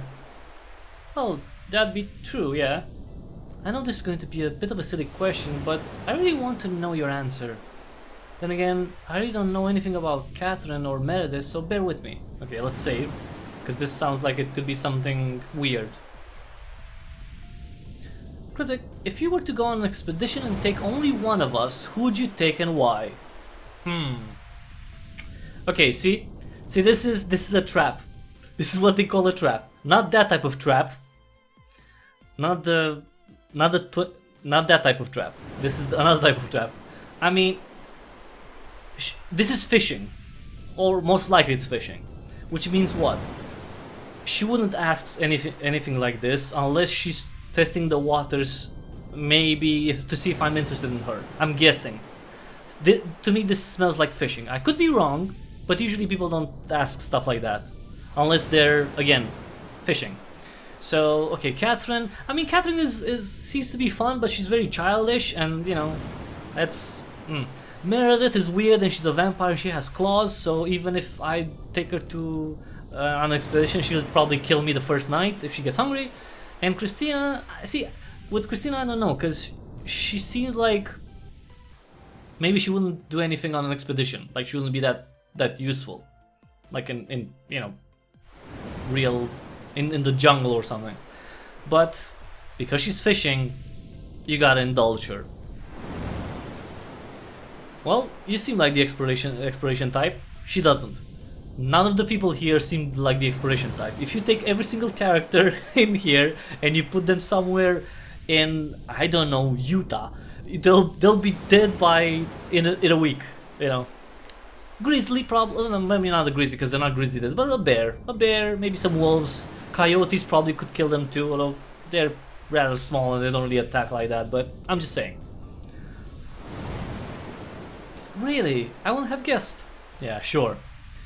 Fishing, fishing, fishing, fishing.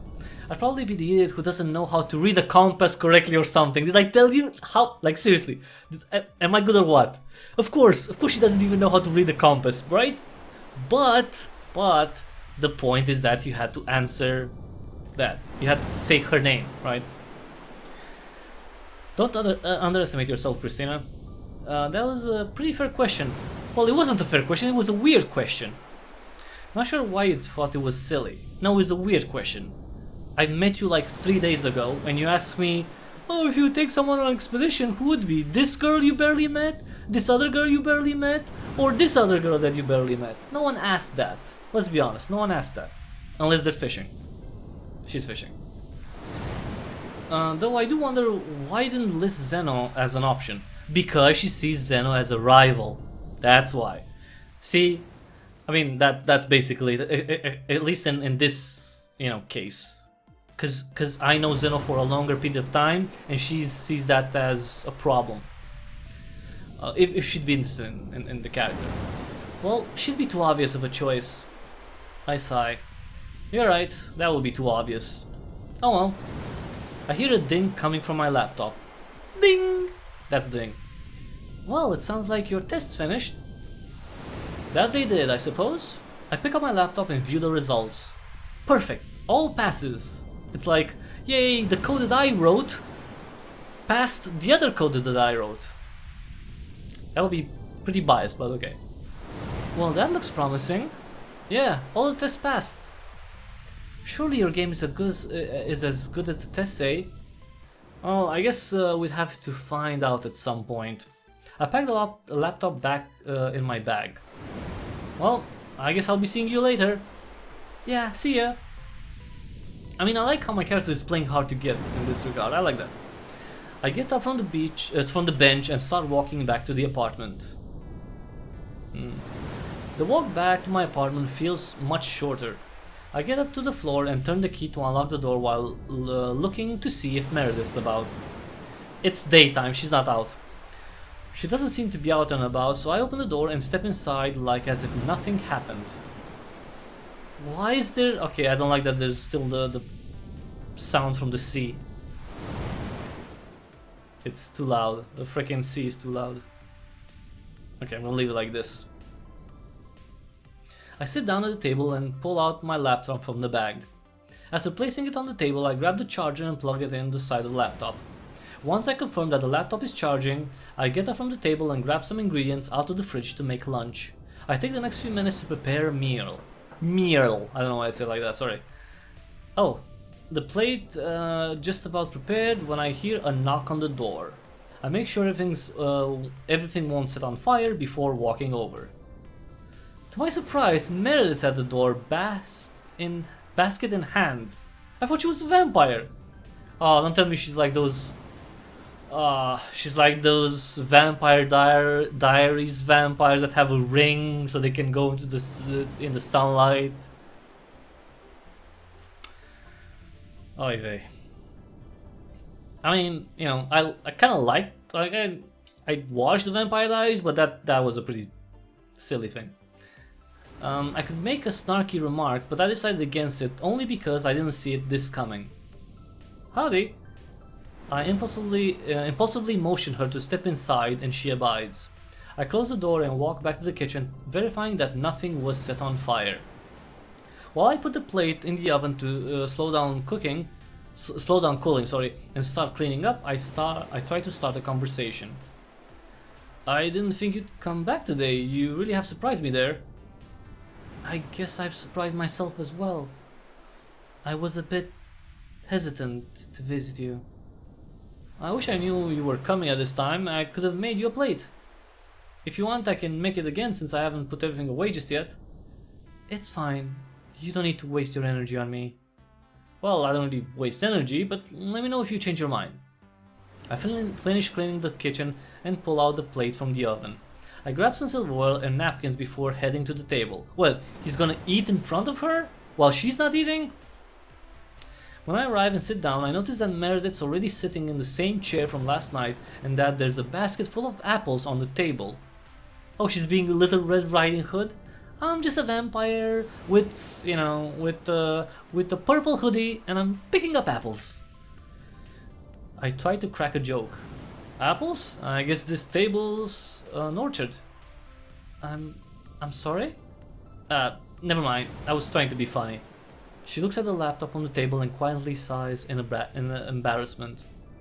I'm sorry. I guess I didn't clearly see it at first. It's fine, no. Say, before I get started with lunch here, is there anything you'd like to drink? It's okay if you don't want anything in particular right now. I can just get a glass of water for you. Meredith sits silently. Okay, water it is then. Before I get up to grab a glass, Meredith places her hand on my arm, non-verbally insisting that I don't get up. Huh. You just spent 15 minutes lunch. You just spent 15 minutes lunch for yourself? Wait, you just spent 15 minutes making lunch for yourself. You shouldn't have to spend any more time because of me. It's alright, it's just water. I get up from the table and grab 2 glasses, filling them with water. Okay, sorry, I'm gonna lower the sound even more, the ambient sound, because the frickin' sea is not stopping. The music is nice anyway, so it's fine. I return to the table and put the glasses on the table. I return to the table and put the glasses on the table. Table. Well, I guess I have underestimated your willingness to help others like this. Didn't we have this conversation before? Perhaps we did. Well, alright then. Now, are you sure that you don't want to make me to make you something? I'm fine. I have a basket of apples here anyway. She takes an apple from the basket and mockingly takes a bite. I'm sure the action would have been more jovial had she not worn a hood to mask her face. Alright, suit yourself. I take a seat and start eating my lunch, which might have cooled off quite a bit. So, I'm guessing you wanted to continue where we left off yesterday? I guess you could say that. Right, I think you said you had claws or something like that? Meredith scoffs. Right. So, does this mean you're not human? Don't be ridiculous. Of course I'm human. Well, you were human. Then a vampire bit you, and then you died and you became a vampire. So you were human. Vampires are not human. Vampires were human. Right? So that's not, yeah. It doesn't always feel that way though. Really? How come? I'd rather not burden you by talking about it. I see. Said that you're now piqued my interest. I'm sorry, I should have brought that up. I see her fidget with her hands in fear and dismay. It's okay if you don't want to talk about it. I'm really sorry. I'm not usually like this around other people. It's fine, come on. Don't worry about being yourself around me. What can I do to help you? She weakly laughs. You know, I came here merely to get over my loneliness. But I didn't expect this. Sure, there's something I can do. Meredith hesitates. Alright, I'll see if I can think of something after I clean up my dishes. I get up from the table and bring my dishes over to the sink to wash them. I'm really sorry. I'm usually able to keep my composure when I'm with someone I recognize.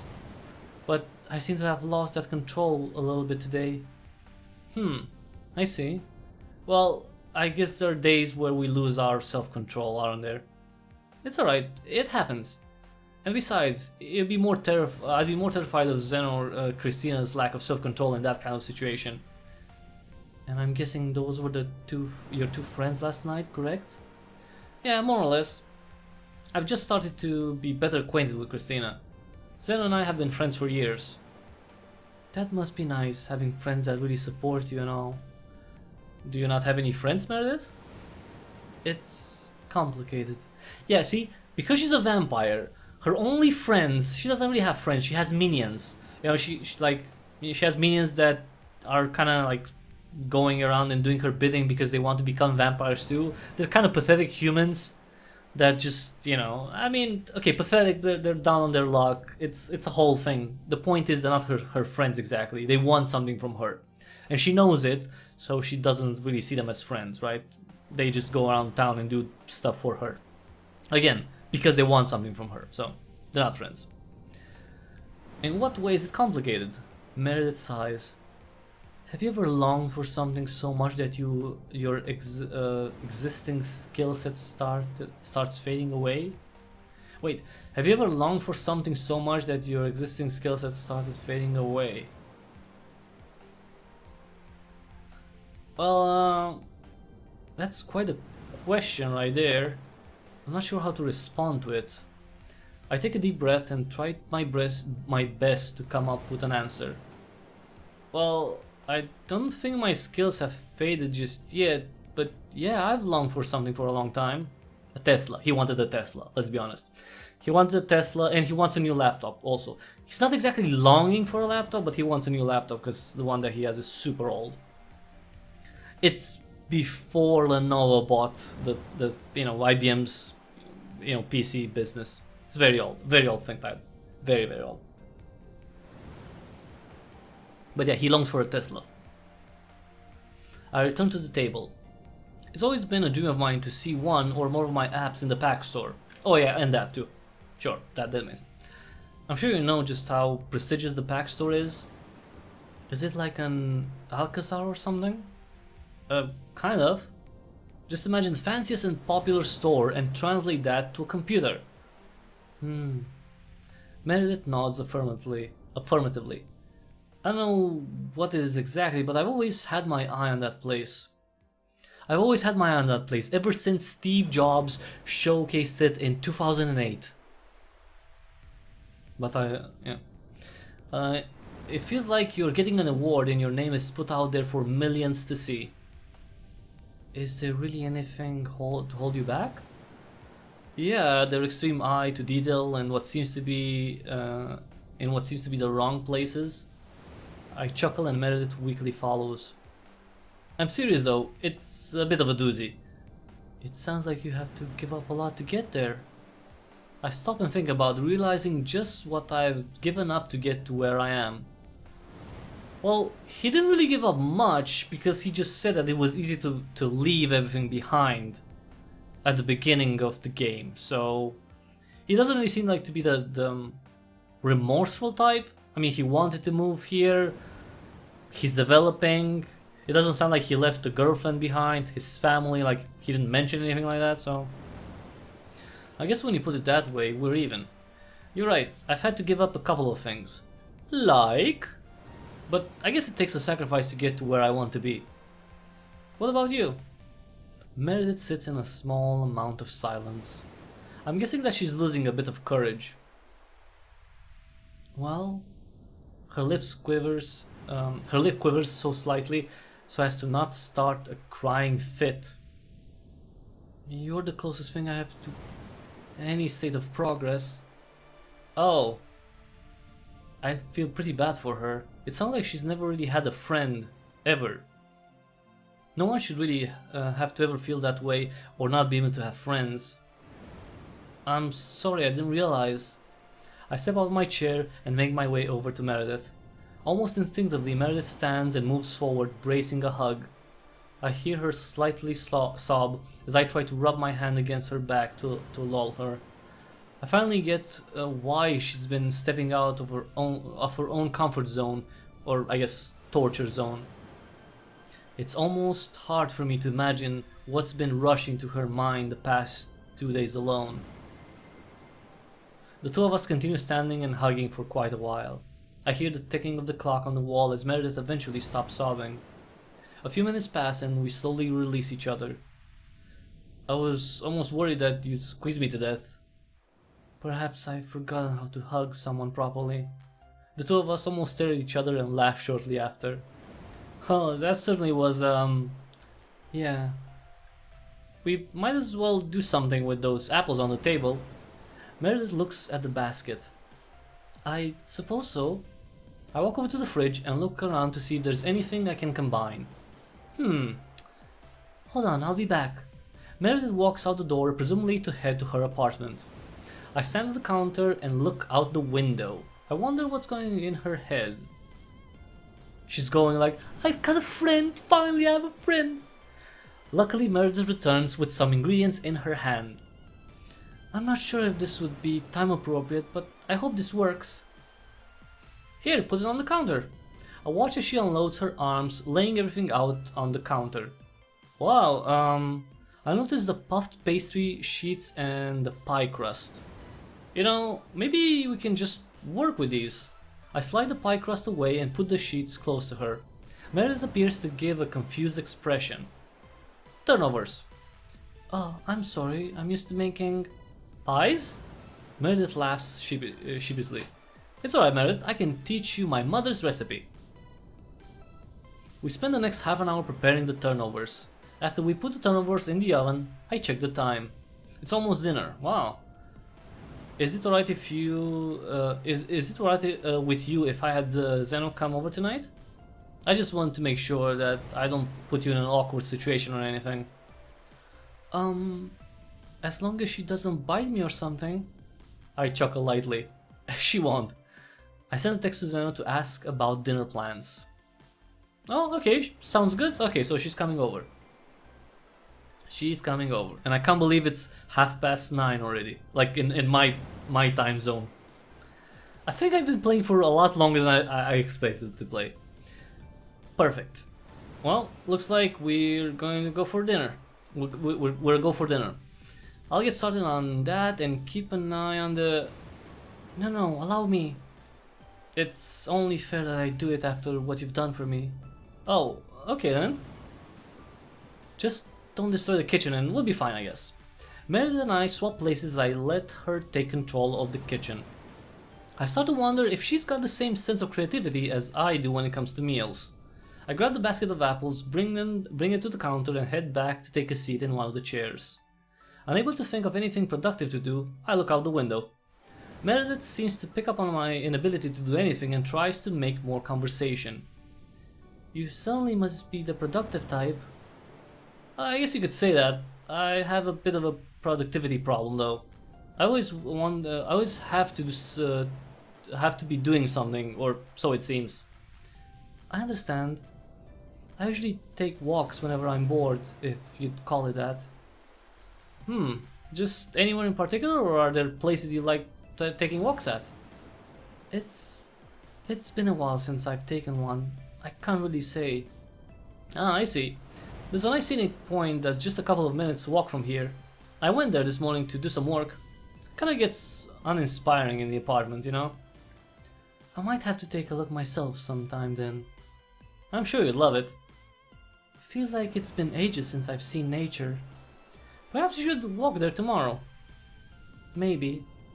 Well, I'm sure you'll get your nature fix sooner rather than later. Well, sorry, sooner or later. Hopefully. Half an hour passes and the two of us hear a knock on the door. That must be Zeno. Either that or a bear, I'm not sure. Well, don't let the bear rummage through your kitchen. Of course not. It's my kitchen after all. I walk up to the door and open it, completely unsurprised to see Zeno. Well, it's not a bear. A bear? I wasn't sure if it was you or a bear at the door. I'm pretty sure bears aren't fond of the food that programmers create. Programmers, that sounds so weird, I don't know why I say weird. Because they're too logical. Aren't you funny? Come on in. Zeno steps inside and I close the door shortly after. She notices Meredith in the kitchen, completely focused on cooking. Oh, I didn't realize that we had a surprise guest. Shucks, should have brought something. Oh, it's fine. We made turnovers. I see. Well, I would introduce myself and greet with this fine woman here at work, but I don't want to disturb you. I appreciate your concern and decision to let me stay focused on dinner. Here, take a seat. Before I could pull out a chair, Zeno grabs one and almost plops down. Alright then. That being said, it appears as if you somewhat remember Meredith from last night. It appears so. I hope you're alright with me being here. I checked beforehand, everything should be alright this time around. That's great to hear. Good. Is it safe for me to grab utensils and napkins, or am I banned from the kitchen right now? I suppose you could. Okay, I'll be back then. I enter the kitchen and look over Meredith's shoulder to see what utensils I should grab. After grabbing some forks, knives and napkins, I return to the table. As I put down the napkins and utensils at each spot, I notice Zeno's somewhat flustered expression. Hey, are you alright? Me? Yeah, just some stuff happened at work, that's all. A stupid argument between Christina's cousin and the team, again. Oh, I feel like as if she should be pulled at this point. The boss won't kick her off the project, unfortunately. That sucks, sorry to hear that. Oh, it's fine, I'm sure she'll be put back in her place. She just needs a little change in perspective, that's all. Yeah, you're telling me. It amazes me how her and Christina are even remotely related. It's like I'm looking at opposite sides of a coin, practically. Well, sometimes you end up drowning in a sea of hatred and anger. Whoa. Meredith comes to the table with 2 plates in her hand. What makes you say that? I don't know her motives. Well, it could be anything. Fear of failure, total disagreement of worldviews, low self-esteem. Well, I guess she's been drowning for a while now. Either that or she's the most arrogant person in the world. Meredith murmurs to herself as she walks back to the kitchen to prepare the other plate. I shrug it off and grab an additional glass of water for Zeno since our glasses still remain on the table. Eventually, Meredith and I take a seat at the table. Dinner moves pretty smoothly and it's over before I know it. Zeno's been enlightening Meredith on her life and the constant things she's doing at work. I can tell Meredith's a slight nervousness from the information overload. Luckily for her, Zeno seems to already be leaving, probably because of how late it's gotten. Well, I should be heading off. I've got some more to catch up on. Thanks again for dinner, and it was a pleasure meeting you properly, Meredith. She sticks out her hand, though Meredith's hesitant to follow through with the handshake. Oh, I see. Sorry. Zeno retracts her hand. Alright, see you later, Zeno. Zeno walks out the door to her car. I pick up some of the plates and bring them back to the kitchen. Meredith follows suit and grabs the used utensils. As the two of us work on cleaning up, I try to reassure her about Zeno. Don't worry, she doesn't spill her life story all the time. I think she did that so that you didn't feel uncomfortable around her. Well, she certainly has some interesting ways of making people comfortable. I'm sure it would have been either that or you being asked a bunch of questions, so I'd consider that a win. Perhaps.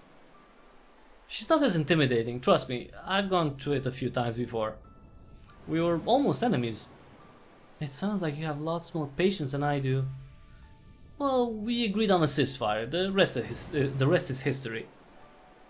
I admire your integrity. Integrity, yeah. It's a work in progress. I take care of the rest of the dishes and put them away while Meredith takes care of the table. Once everything's cleaned up, Meredith grabs anything left over from what she brought. Well, I think it's best if I leave now. I'm sure you agree that you can't work on something for too long in a day. Yeah, more or less. If that's the case, let me grab the door for you. I walk over to the door and open it for her. Perhaps I shall see you tomorrow? Perhaps. Good night, Meredith. She silently nods in response before walking out the door. I gently close it behind me while looking around the apartment. Everything is in its proper place, luckily. What, I was thinking that she stole something? I walk to the table and sit down. I'm really glad today went smoothly for her. This has probably been the longest time she's had regarding social interaction. I still am in complete disbelief about it though. Well, I can only hope that she'll get out more and talk to people. And that's just me being a friendly neighbor. I hope for the best and decide to rest early for the night. Well, it's been a busy day. Unscripted credits. Catherine Tanner. Import. Net. Oh, that's the end? Okay, so I guess that was Develop with love equals true. I like that. Okay, so I guess that was the demo version, which, as you can see, it's pretty extensive. So the first version of the demo that I played, not too long ago, the video that I made had 53 minutes. This has been what? 3 hours and 15? No, 2 hours? No, 3 hours, right? 3 hours and 15 minutes. So that's, I mean, that's a beefy demo. And I like that. I like beefy demos in general because, especially with visual novels, they allow people to delve into the story and get more connected to the characters. I really like that. And as you've seen, it's the characters here are kind of rather slowly introduced, and there are not a lot of them, so it's nice to have kind of like a slow but steady pacing to it. And yeah, I mean, I definitely want to see what's gonna happen more, especially with our character's plans for his game. That's one thing. Him, her, they, them, because you can choose whatever gender you want for your character, so it doesn't have to be a him, right? So it'd be interesting to see what happens there. And I'm guessing maybe it's gonna be something like, not only will you focus on that, on getting ahead with your plans to get your game on the pack store, but maybe you're also going to develop a relationship with one of these characters. I'm not sure about it, but usually visual novels have that romance thing to it. It doesn't have to, but you know, it's looking really interesting. I hope that there's going to be more. There are going to be more elements that, you know, are desktop related. When I say desktop, I mean the desktop, the virtual desktop in the game. Which let me load really quick.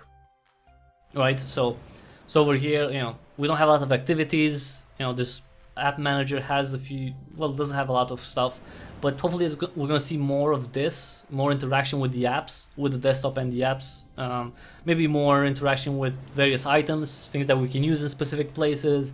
We'll have to see, but yeah. Oh, it's okay, that's fine.